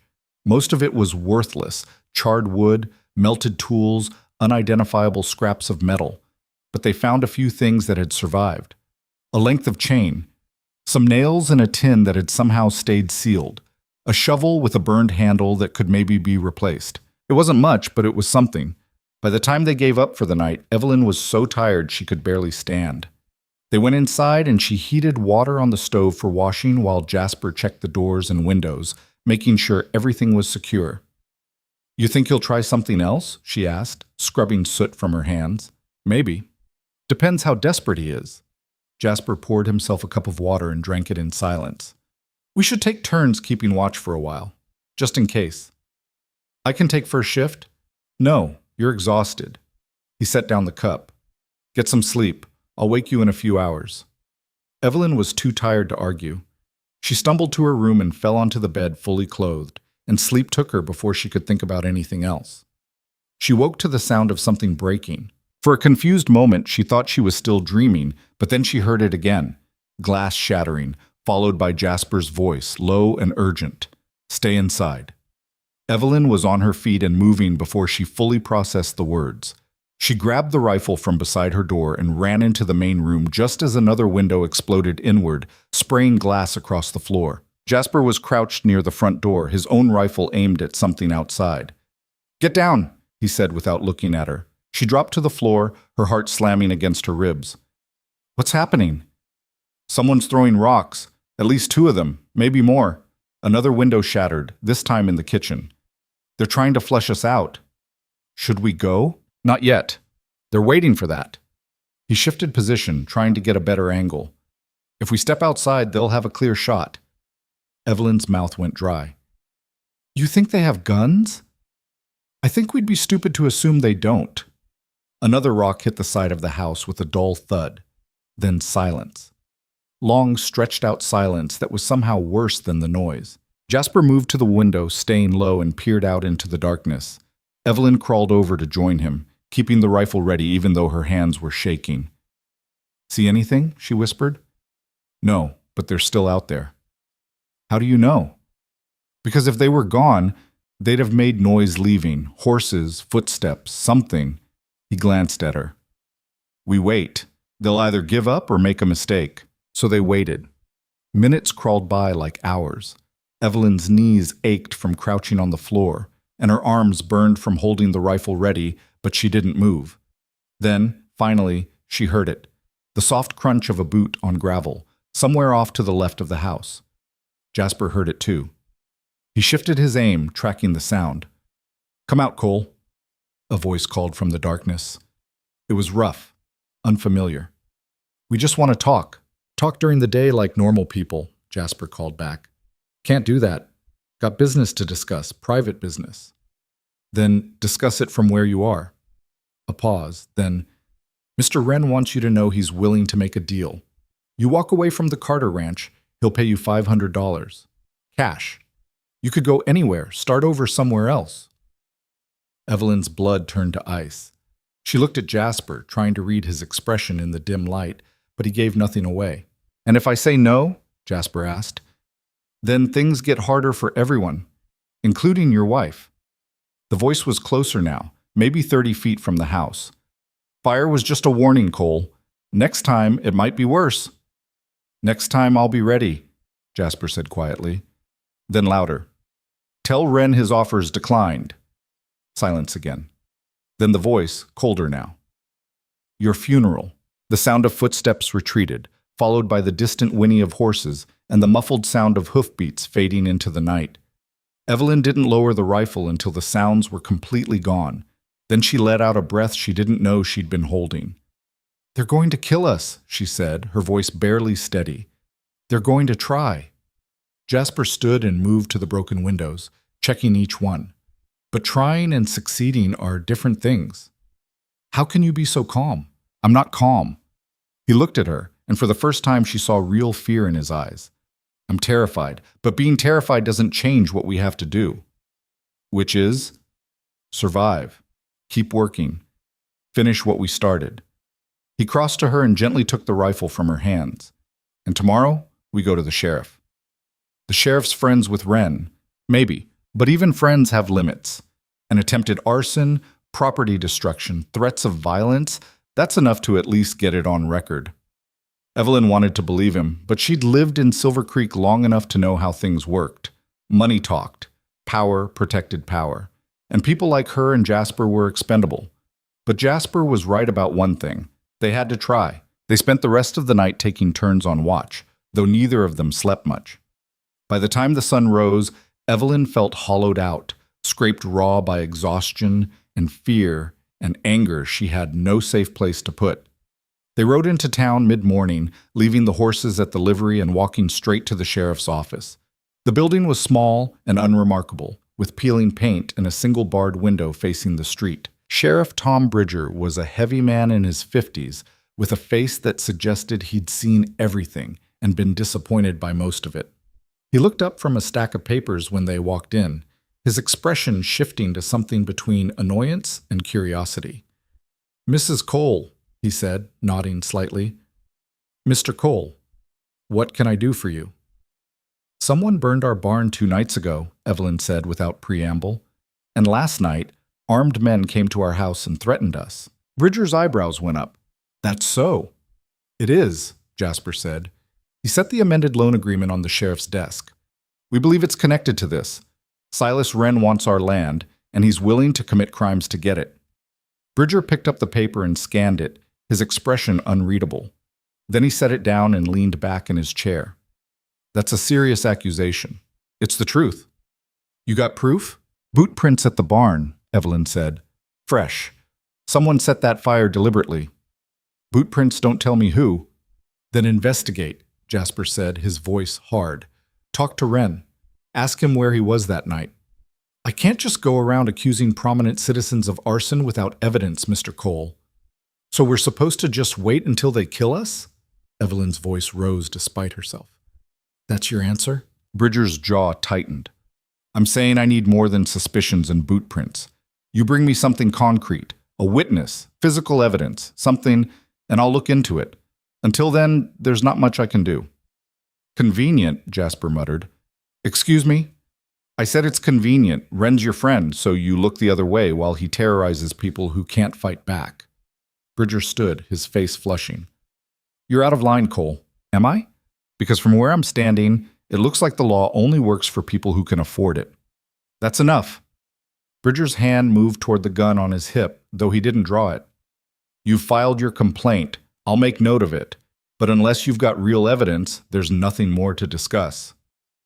Evelyn grabbed Jasper's arm before he could say something that would land them both in a cell. "Let's go," she said quietly. Jasper's jaw worked like he was chewing on words too dangerous to say, but he let her pull him toward the door. "Mrs. Cole," Bridger called after them. They stopped. "A word of advice. If you're having trouble making your loan payments, there are legal ways to handle that. Walking away might be your best option." Evelyn turned slowly.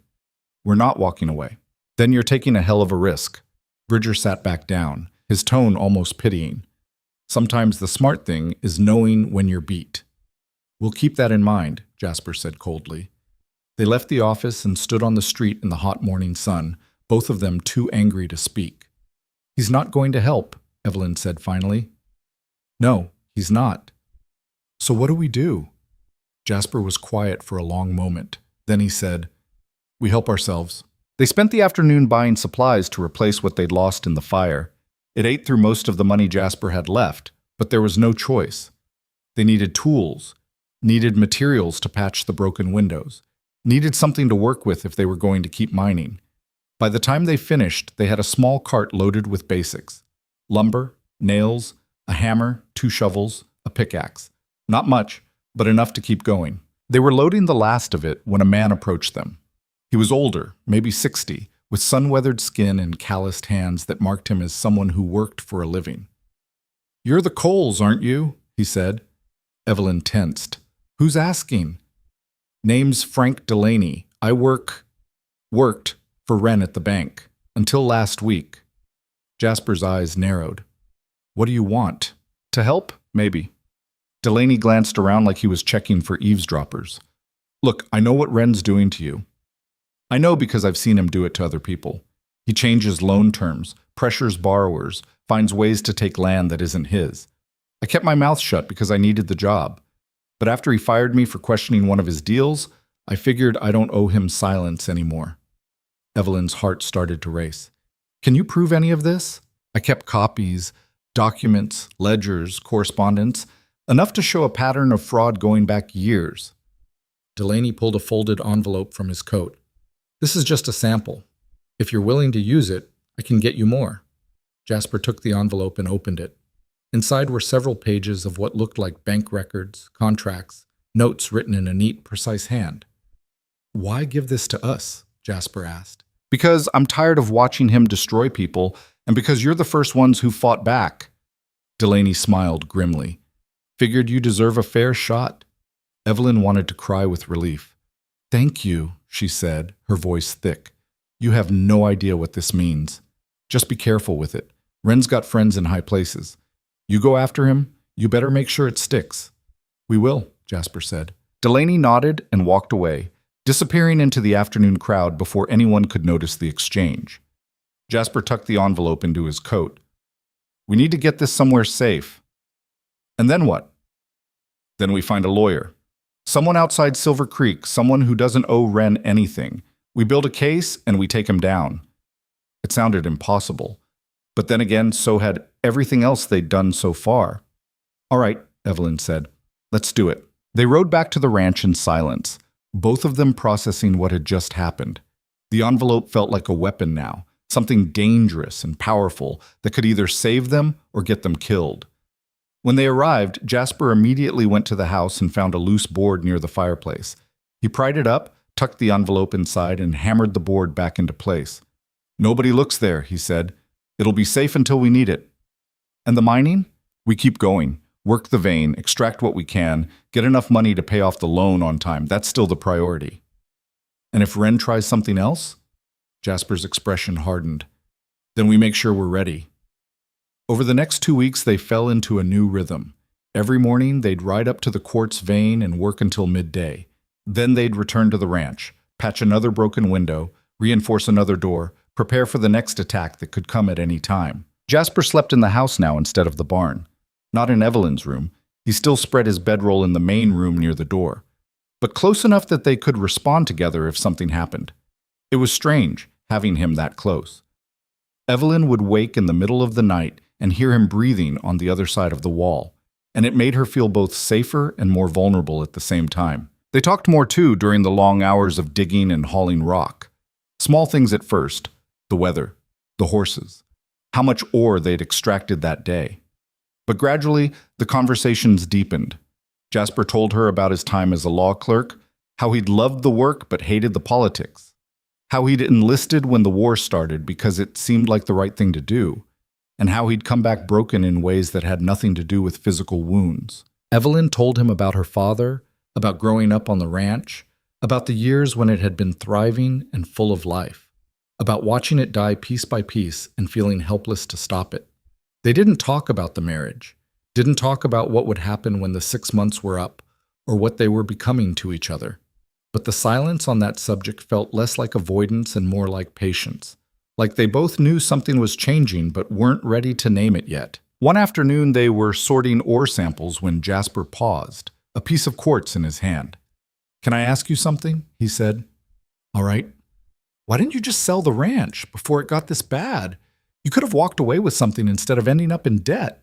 Evelyn was quiet for a long moment. "Because it's mine," she said finally. "My father built this place from nothing. He poured his whole life into it. Walking away would have meant all of that was for nothing, that he was for nothing." "That's not true." "Maybe not, but it felt true." She looked at him. "You ever lose something that mattered so much you couldn't think straight?" Jasper's expression darkened. "Yeah," he said quietly. "I have." "What was it?" He didn't answer right away, just turned the quartz over in his hands, staring at it like it held answers he couldn't find anywhere else. "Her name was Caroline," he said finally. "We were engaged before I went to war, planned to get married when I came back." Evelyn's chest tightened. "What happened?" "I came back different, angry, couldn't sleep, couldn't settle. She tried to understand, but I pushed her away, kept pushing until she left." He set down the quartz. "She married someone else a year later, someone stable, someone who could give her the life she deserved." "I'm sorry." "Don't be.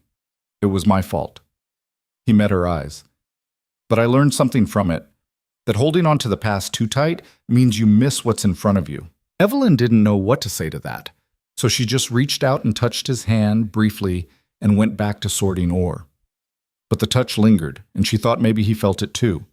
By the end of the 3rd week, they'd extracted nearly 3 tons of ore. It wasn't enough yet, but it was progress. Real, measurable progress that meant the loan was starting to look less impossible and more just extremely difficult. They were hauling the latest batch down to the ranch when they saw riders approaching. 3 of them, moving fast. Jasper's hand went to his rifle. "Get behind me." But as the riders got closer, Evelyn recognized the lead horse. "Wait, that's Mrs. Calloway." The older woman pulled up hard, her face flushed with exertion.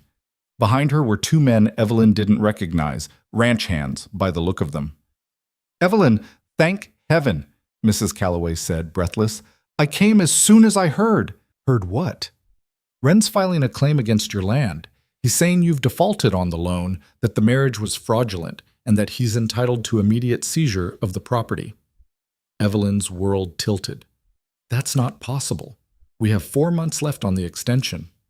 "He's claiming the extension was signed under duress and isn't legally binding." Mrs. Calloway's expression was grim. "There's a hearing scheduled for tomorrow morning. Judge Farrow's presiding." "Farrow's in Wren's pocket," Jasper said flatly. "I know, which is why you need to be there with every piece of documentation you have. And you need a lawyer." "We don't have money for a lawyer." "I do." Mrs. Calloway reached into her saddlebag and pulled out an envelope. "This should cover a retainer for Samuel Hodge. He's in Tucson, but he's honest and he hates Wren. If anyone can help you, it's him." Evelyn stared at the envelope. "I can't take your money." "Yes, you can. And you will." Mrs. Calloway pressed it into her hands. "Your father helped me when my husband died. Let me return the favor." Tears burned in Evelyn's eyes. "Thank you." "Don't thank me yet. Just win." Mrs. Calloway turned her horse. "I'll see you in court tomorrow." She rode off with her men, leaving Evelyn and Jasper standing in the road with an envelope full of money and less than 24 hours to prepare for a fight that could cost them everything. "We need to leave now," Jasper said. "Get to Tucson, find Hodge, bring him back in time for the hearing." "That's not enough time." It has to be. He grabbed her arm gently. Come on. They rode through the night, pushing the horses harder than was safe, stopping only when absolutely necessary. By dawn, they reached Tucson and found Samuel Hodge's office just as he was unlocking the door. Hodge was a thin man with sharp eyes and an air of barely contained intensity. He listened to their story without interrupting, then read through the documents they'd brought. The original loan, the amended agreement, the sample of Delaney's records. When he finished, he looked at them over his spectacles. This is going to be ugly. Can we win? Evelyn asked. Maybe. If Farrow allows the evidence. If Wren doesn't intimidate the witnesses. If a dozen other things go right. He stood. But I'll do my best. That's all I can promise. That's all we're asking, Jasper said. They rode back to Silver Creek with Hodge, arriving just as the courthouse was opening. The courtroom was packed. Half the town had shown up, drawn by the spectacle of Wren finally facing real opposition. Evelyn sat beside Jasper at the defendant's table, her hands folded so tightly her knuckles were white. Across the aisle, Wren sat with his own lawyer looking calm and confident. Judge Farrow entered and called the court to order. We're here regarding the claim filed by Mr. Silas Wren against Mrs. Evelyn Cole concerning property at Silver Creek Ranch. Mr. Wren, present your case. Wren's lawyer stood, a polished man with silver hair and a voice like honey. He laid out the claim methodically, the original debt, the alleged fraud, the argument that the marriage was a sham designed to circumvent legal debt collection. It was devastating, precise, convincing. When he finished, Farrow looked at Hodge. Your response? Hodge stood. Your Honor, I'd like to enter into evidence documents showing a pattern of fraudulent lending practices by Mr. Wren, including the alteration of loan terms without borrower notification. Wren's lawyer shot to his feet. Objection. Relevance. It goes to character, Your Honor, Hodge said, and to the credibility of the plaintiff's claims. Farrow hesitated. Evelyn could see the calculation happening behind his eyes. Loyalty to Wren versus the risk of being caught on the wrong side of obvious corruption. Finally, he said, I'll allow it, but keep it brief. Hodge presented Delaney's documents, walking through each one, showing the pattern of abuse. Then he called Delaney himself to the stand, and the older man testified clearly and calmly about what he'd witnessed. By the time he finished, the courtroom was silent. Farrow looked at Wren. Do you have a response to these allegations? Wren's face was red, his composure cracking. Those documents were stolen. They're inadmissible. They're copies of bank records, Hodge countered, public documents that should have been available for review all along.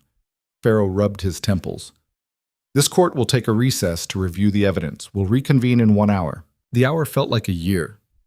Evelyn paced outside the courthouse, unable to sit still, while Jasper stood nearby and watched the street like he expected an ambush. When they were finally called back in, Farrow looked older, more tired. I've reviewed the evidence, he said, and while I have concerns about how it was obtained, I cannot ignore what it shows. Mr. Wren, the pattern of behavior documented here is troubling at best and potentially criminal at worst. I'm dismissing your claim and ordering an investigation into your lending practices. Wren stood, shaking with rage. This is an outrage. Sit down, Mr. Wren, before I hold you in contempt. Farrow's voice was ice. Mrs. Cole, your loan extension stands as written. This court is adjourned. The gavel came down like a thunderclap. Evelyn couldn't breathe, couldn't think. It took Jasper's hand on her arm to make her realize they'd won. They'd actually won. Outside the courthouse, Mrs. Calloway embraced her. I knew you could do it. We couldn't have without you, Evelyn said, her voice breaking. Yes, you could have, but I'm glad I could help. The older woman smiled. Now go home. You've got a ranch to run. They rode back in silence, too exhausted for celebration. But when they reached the ranch and dismounted, Jasper turned to her. We did it, he said. We did, Evelyn agreed, and then, without thinking, she hugged him. He stiffened for a moment, surprised. Then his arms came around her, holding her tight, and she felt something shift between them, something that had been building for weeks and had finally broken through. When they pulled apart, she saw her own feelings reflected in his eyes. Evelyn, he said softly. I know, she whispered. and for the first time since they'd met, the future felt like something they might actually reach together. They stood there in the yard for a moment longer than necessary, neither quite ready to let go. When they finally did, Evelyn felt the absence of his arms like a chill, even in the afternoon heat. "We should get back to work," she said, though her voice lacked conviction. "Yeah," Jasper agreed, but he didn't move either. The moment stretched between them, full of things neither of them knew how to say. Then Jasper cleared his throat and stepped back, and the spell broke. "I'll check on the horses," he said. "I'll start dinner." They moved apart, returning to the familiar rhythms of work. But something had changed. The air felt different now, charged with possibility and fear in equal measure. That night they ate in a silence that was no longer comfortable. Evelyn kept catching Jasper watching her, and every time their eyes met, he'd look away quickly, like he'd been caught doing something he shouldn't. "We need to talk about it," she said finally, setting down her fork. "About what?" "Don't do that. Don't pretend you don't know." Jasper exhaled slowly. "All right. What do you want to talk about? What happens next? With us?" She forced herself to hold his gaze. "This started as a business arrangement, but it's not that anymore, is it?" "No," he admitted. "It's not." "So what is it?" He was quiet for a long moment, his fingers drumming against the table in a rhythm that suggested he was trying to organize thoughts that didn't want to be organized. "I don't know," he said finally, "but I know I don't want to leave when the 6 months are up. And I know that scares the hell out of me." "Why does it scare you?" "Because the last time I let myself care about someone, I destroyed it. I don't want to do that again." He looked at her, and the vulnerability in his expression made her chest ache. "You deserve better than someone who's still trying to figure out how to be whole." "Maybe I don't want better," Evelyn said quietly. "Maybe I just want you." The words hung in the air between them, too honest to take back. Jasper stood abruptly, his chair scraping against the floor. For a moment she thought he was going to leave, going to retreat to whatever safe distance he'd been maintaining. But instead, he crossed to her side of the table and held out his hand. She took it, and he pulled her to her feet, close enough that she could feel the heat of him, smell the dust and sweat and something uniquely him. "I'm not good at this," he said, his voice rough. "Neither am I. I'll probably mess it up." "Probably." She smiled despite herself. "But we'll figure it out. Same way we figured out everything else." He cupped her face in his hands, calloused palms rough against her skin, and kissed her. It was tentative at first, questioning, but when she kissed him back, it deepened into something that felt like relief and hunger, and the breaking of a dam that had been holding too much back for too long. When they finally pulled apart, both breathless, Jasper rested his forehead against hers. "Still scared?" she whispered. "Terrified," he admitted. "But I'm doing it anyway." She laughed, and the sound felt like freedom. That night, Jasper didn't sleep in the main room. And when Evelyn woke in the early hours to find him beside her, one arm draped across her waist, she didn't feel trapped or uncertain.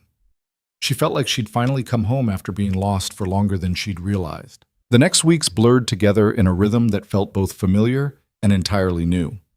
They worked the mind during the cooler morning hours, their movements synchronized in a way that spoke of growing intimacy. They rebuilt the barn piece by piece, the structure rising from the ashes smaller than before but solid. And at night, they learned each other in ways that had nothing to do with mining or ranching or survival. The ore piled up slowly. 3 tons became 5, then 7.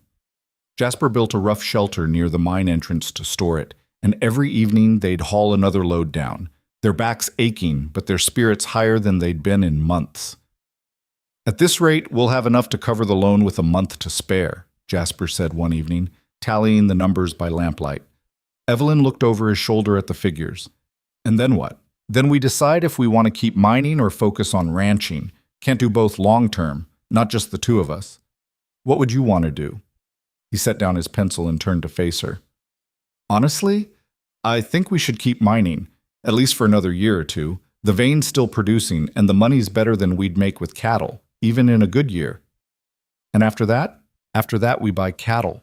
Build up the herd. Maybe hire some help if we can afford it." He took her hand. "Make this place what your father wanted it to be." Evelyn felt tears prick her eyes. "He would have liked you, I think." "Yeah. Yeah." He always said the measure of a man was what he did when nobody was watching. You've been doing the right thing since the day you got here, even when it would have been easier not to. Jasper's expression softened. I'm just trying not to screw it up. You're not screwing it up, she assured him. You're saving it, saving me. We're saving each other, he corrected. That's how this works. They'd been so focused on the work and each other that they'd almost forgotten about Wren. Almost. But the town hadn't forgotten, and neither had he. It started with small things. Supplies ordered from Tucson that never arrived. A fence cut on the far side of the property that let their horses wander. Anonymous notes left nailed to the porch. Crude threats written in shaky handwriting that suggested someone had been paid to deliver them. Jasper took each incident seriously, documenting everything, keeping a written record that Hodge had advised them to maintain. But he also taught Evelyn to shoot better, and they took turns on watch again, the brief period of peace giving way to renewed vigilance. He's not going to stop, Evelyn said one morning after finding another note. This one had been more explicit. Accidents happen to people who don't know when to quit. No, Jasper agreed. He's not, but he's also running out of options. The territorial regulators are investigating his bank now. If they find what we think they'll find, he'll be facing criminal charges. And if they don't find it, then we deal with whatever comes. He pulled her close. Together. The word still felt new, still felt like something fragile that needed protecting. But it was real, and Evelyn held on to it like a lifeline. 2 months before the loan was due, they loaded up their ore and made the journey to Phoenix. It took a week, 3 days there, 1 day at the smelter, 3 days back. But when they returned, they had a bank draft for $1,800. $1,800. More than enough to pay off the loan with money left over. Evelyn stared at the paper like it might disappear if she blinked. We did it, she whispered. We did, Jasper confirmed, and his smile was the most unguarded thing she'd ever seen on his face. They celebrated that night with a bottle of whiskey Mrs. Calloway had given them months ago, saved for a special occasion. They didn't have much food to go with it, but they didn't care. They sat on the newly rebuilt porch and drank and talked and laughed until the stars came out and the desert air turned cool. What do you think happens to Wren? Evelyn asked, pleasantly buzzed and relaxed in a way she hadn't been since before her father died. Prison, if there's any justice, Jasper said. Or he runs. Men like him usually do when they're cornered. I almost feel sorry for him. Don't. He made his choices. I know, but still. To have that much and throw it all away because you couldn't stand seeing someone else succeed. She shook her head. That's a special kind of miserable. Jasper was quiet for a moment. You know what I've learned out here? He said finally. That survival isn't the same as living. Wren survived, built wealth, power, influence, but he never learned to live with what he had. Always needed more. Always needed to take from someone else to feel whole. And you think we're different? I think we're learning to be. He took her hand. We started with nothing but desperation and a piece of paper. And we built something real. Not because we took it from someone else, but because we worked for it. Together. Evelyn leaned her head on his shoulder. I love you, she said, the words slipping out before she could second-guess them. She felt him tense briefly, then relax. I love you too, he said, and it sounded like a confession and a promise all at once. They paid off the loan on a Tuesday morning in late October. The air had finally started to cool, and there were rumors of rain coming, though nobody believed them anymore. Evelyn walked into Wren's bank with Jasper beside her and the bank draft in her hand. The clerk who'd always looked at her with contempt now looked nervous, his eyes darting between them and the closed door of Wren's office. I need to see Mr. Wren, Evelyn said. He's not available. Make him available. The clerk scurried off, and a moment later, Wren emerged. He looked smaller than he had before, diminished somehow. The investigation had clearly taken its toll. His suit was rumpled, his face pale, and there were dark circles under his eyes. Mrs. Cole? He said, his voice flat. What do you want? To pay off my loan. She set the bank draft on the counter. $1,600, as agreed. We're done. Wren stared at the draft like it was a snake. Where did you get this? That's none of your business. If you've been mining on that land without proper permits, we have the permits, Jasper interrupted. Filed with the territorial office 3 months ago. Everything's legal. Wren's jaw tightened, but he couldn't argue. He picked up the draft and examined it, looking for some flaw he could exploit. But there was none. It was legitimate, backed by the Phoenix smelter, irrefutable. Fine, he said finally. He turned to the clerk. Process this and close out the Carter account. Coal account, Evelyn corrected. The ranch belongs to both of us now. Wren's eyes flicked to Jasper with undisguised hatred. Of course it does.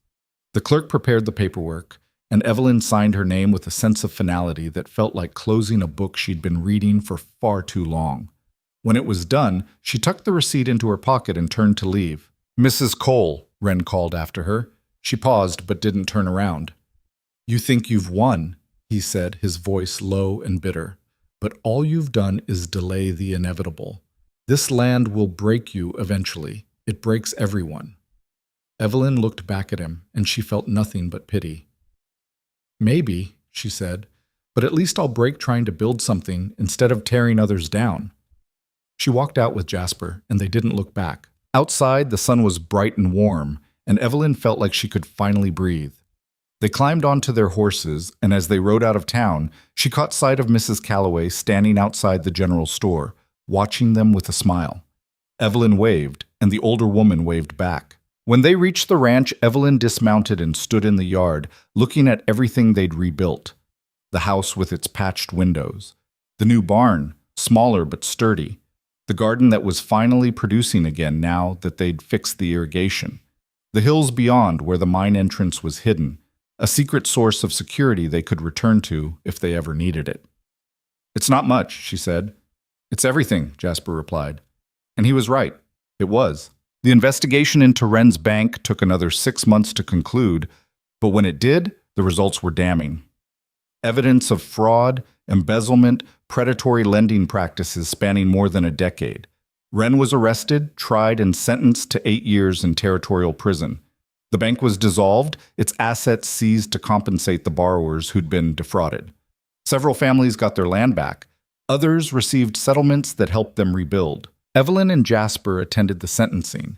They sat in the back of the courtroom and watched as Wren was led away in chains, and Evelyn felt no satisfaction, only a tired relief that it was finally over. You all right? Jasper asked as they left. Yeah, she said. I think I am. They used the money left over from the ore to buy cattle. Just 6 head to start, but it was enough. Jasper proved to have a knack for ranching that surprised them both, and by the following spring, they'd expanded the herd to 12. The rains came back that year, not in abundance, but enough to turn the valley green again. The grass grew tall and the creek ran clear, and for the first time in years, the land felt alive. They hired help eventually, a young man named Tom who'd lost his own family's farm to Wren and was grateful for honest work. He was quiet and hard-working, and he looked at Jasper with something close to hero worship, which Jasper found both amusing and uncomfortable. He thinks you're some kind of legend, Evelyn teased one evening after Tom had gone home. I'm just a man who got lucky, Jasper said. No, you're a man who saw someone in trouble and decided to help, even when it would have been easier to walk away. That's not luck. That's character. He pulled her close and kissed the top of her head. Then I guess we're both lucky, because you could have turned me away that first day, and you didn't. Best decision I ever made, she said. Second best, he corrected. The best one was saying yes when I asked you to marry me. That was your decision.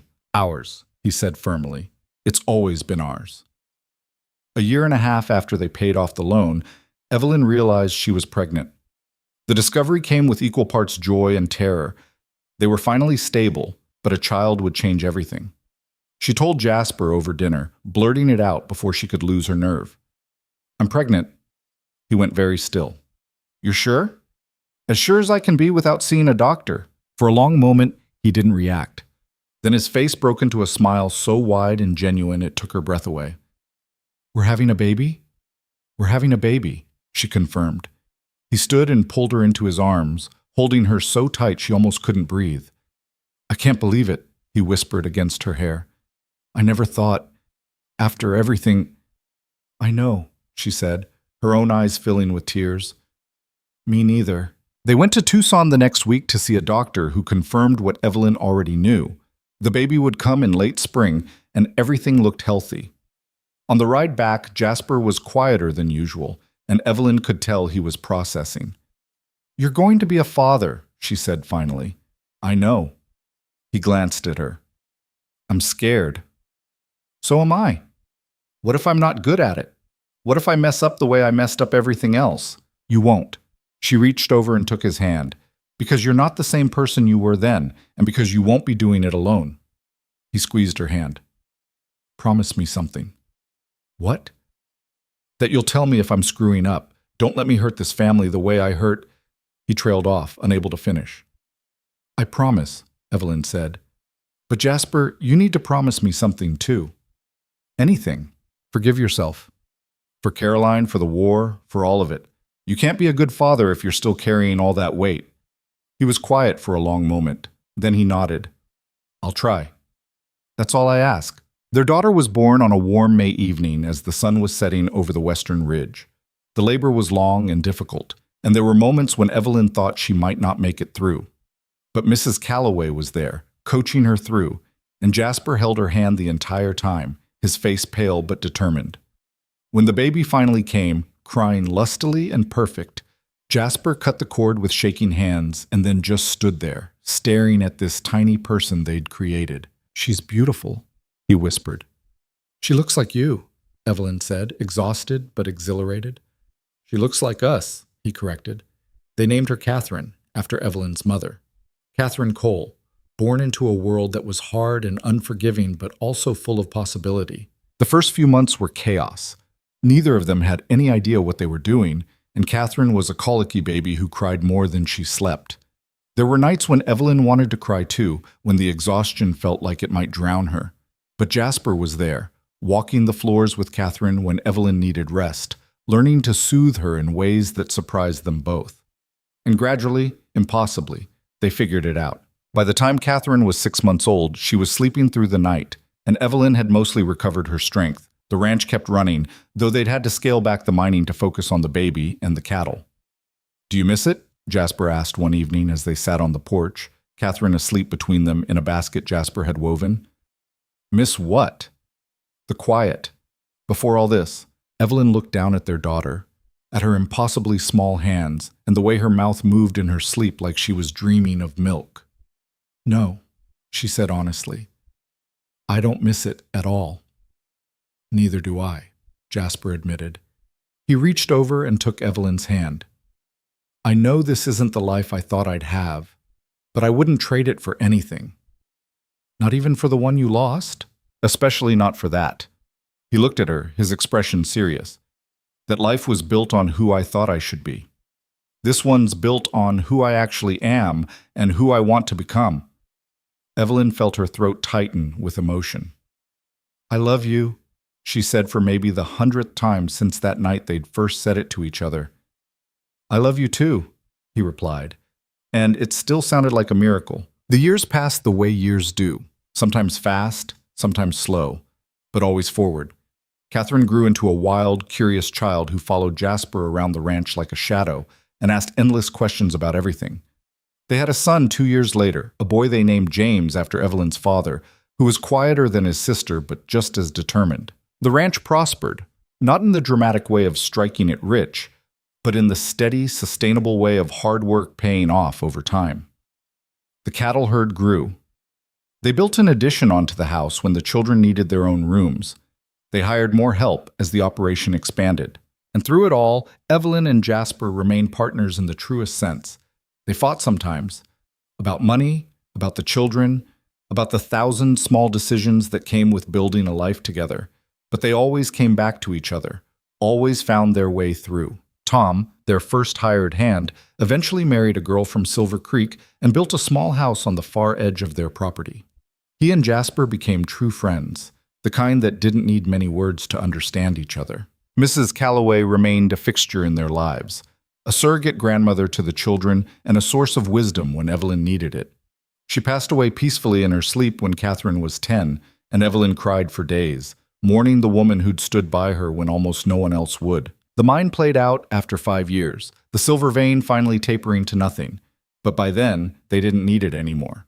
The ranch was profitable on its own, and they'd saved enough to weather any future droughts or downturns. Silas Wren was released from prison after serving 6 years. He left the territory immediately and was never seen in Silver Creek again. Evelyn sometimes wondered what became of him, but never cared enough to find out. On their 10th wedding anniversary, Jasper surprised her with a new ring. Not the plain band they'd bought in haste before the courthouse ceremony, but a delicate silver band with a small chip of quartz embedded in it. "It's from the mine," he explained as he slipped it onto her finger. "The first piece we ever found. I've been saving it." Evelyn looked at the ring through tears. "It's perfect." "It's us," he said, rough around the edges but solid, built to last. She kissed him, and it felt like coming home every single time. When Catherine turned 16, she started asking questions about how her parents had met. Evelyn and Jasper exchanged glances, trying to figure out how much to tell her. "We married for practical reasons," Evelyn said finally, deciding on honesty. "Your father needed a place to stay, and I needed help saving the ranch." Catherine's eyes widened. "So it was an arrangement?" "At first, yes." "But you fell in love?" "Eventually," Jasper said, smiling at Evelyn in a way that still made her stomach flutter after all these years. "The best things usually take time." "That's so romantic," Catherine breathed. "It wasn't romantic at the time," Evelyn said dryly. "It was terrifying and desperate, and I had no idea if it would work." "But it did." "Yes," Jasper said. "It did, because we both decided it was worth fighting for." Catherine absorbed this, her young face serious. "Is that the secret? To making marriage work?" "Part of it," Evelyn said. "The other part is choosing each other every day, even when it's hard, especially when it's hard." It was advice she'd learned through living it, through the years of building something real from the ashes of desperation. By the time Evelyn turned 50, Silver Creek had changed. New families had moved in, drawn by the improving economy and the promise of land. The town had grown, adding new buildings and businesses. The scars left by Wren's corruption had mostly healed, though people still talked about it sometimes, using it as a cautionary tale about greed and the cost of taking shortcuts. The Carter Cole Ranch, they'd officially combined the names after Catherine was born, had become one of the most successful operations in the valley. Not the biggest, but one of the most respected. People knew that if Jasper Cole gave his word, he'd keep it, and they knew that Evelyn Cole was as tough as the land she'd fought to keep. James, their son, had grown into a serious young man who loved the ranch the way his grandfather had. Catherine had her mother's fire and her father's strategic mind, and Evelyn suspected she'd end up running the whole operation someday. On a warm evening in September, Evelyn and Jasper sat on their porch, the third porch they'd built over the years, each one sturdier than the last, and watched the sun set over the valley. "You ever think about how different things could have been?" Evelyn asked. "Sometimes," Jasper admitted. "If I'd ridden past your ranch that day instead of stopping, if you'd turned me away, if either of us had given up when it got hard, we'd both be somewhere else. Someone else." "Yeah." He took her hand, his thumb tracing the silver ring he'd given her a decade ago. "But I don't think I'd be alive. Not really. I was just surviving before I met you. You taught me how to live again." "We taught each other," Evelyn corrected. "That's how this works, remember?" He smiled, and she saw in his face the man he'd been when they met, weathered and wounded and wary, but also all the ways he'd changed. The softness around his eyes when he looked at their children, the peace that had replaced the restlessness, the way he moved through the world like someone who'd finally found his place in it. "Do you have any regrets?" he asked. Evelyn thought about it, about her father and the ranch he'd built, about the years of drought and debt and desperation, about the marriage that had started as a desperate gamble and had become the foundation of everything good in her life. "No," she said finally. "Not a single one. Not even marrying a stranger? Especially not that." She leaned her head on his shoulder. "Because that stranger became my husband, and my partner, and my home." They sat in comfortable silence as the stars came out, and Evelyn thought about how strange and wonderful it was that salvation could come in the form of a tired man on a tired horse, asking for water. She thought about the lessons she'd learned, that survival wasn't the same as giving up, that trust was built through action rather than words, that love could grow in the most unlikely places if you gave it space and time and patience. She thought about her father, and she hoped he could see what they'd built.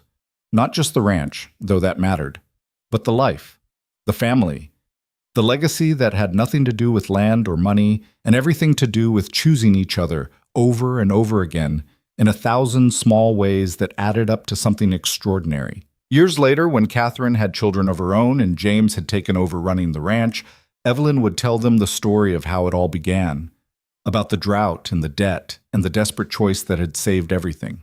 She'd tell them about the barn burning and the courthouse battle and the silver hidden in the hills. She'd tell them about the man who'd walked into her life when she needed him most and had never walked out. And she'd tell them the truth that she'd learned through living it, that sometimes the things we think will destroy us are actually the things that save us. That sometimes the people who seem like strangers carry exactly what we need, and that the strongest foundations are built not in moments of certainty, but in moments of faith. Faith in each other, faith in the work, faith in the possibility that tomorrow might be better than today. But that was still years away. For now, Evelyn sat on her porch with her husband's hand in hers and watched the desert sky turn from purple to black. And she felt something she hadn't felt in the early days, when everything had been uncertain and terrifying and new. She felt grateful, not for the hardship. She could have done without that, but for what the hardship had revealed, about her own strength, about Jasper's character, about what two people could build when they refused to quit on each other. The land had tried to break them. The bank had tried to take everything. The fear and doubt had tried to pull them apart. But they were still here, still standing, still together. And in the end, that was the only thing that mattered. Jasper squeezed her hand and she squeezed back. And in that simple gesture was everything they'd built, and everything they still had left to build. The desert wind picked up, carrying the smell of sage and dust, and the promise of rain that might or might not come. And Evelyn closed her eyes and breathed it in, this life she'd fought for, this love she'd earned, this future she'd carved out of nothing with calloused hands and stubborn hope. It wasn't the life she'd planned. It wasn't the life she'd imagined when she was young, and her father was still alive, and the world had seemed so much simpler. But it was hers, theirs, and it was enough, more than enough. It was everything.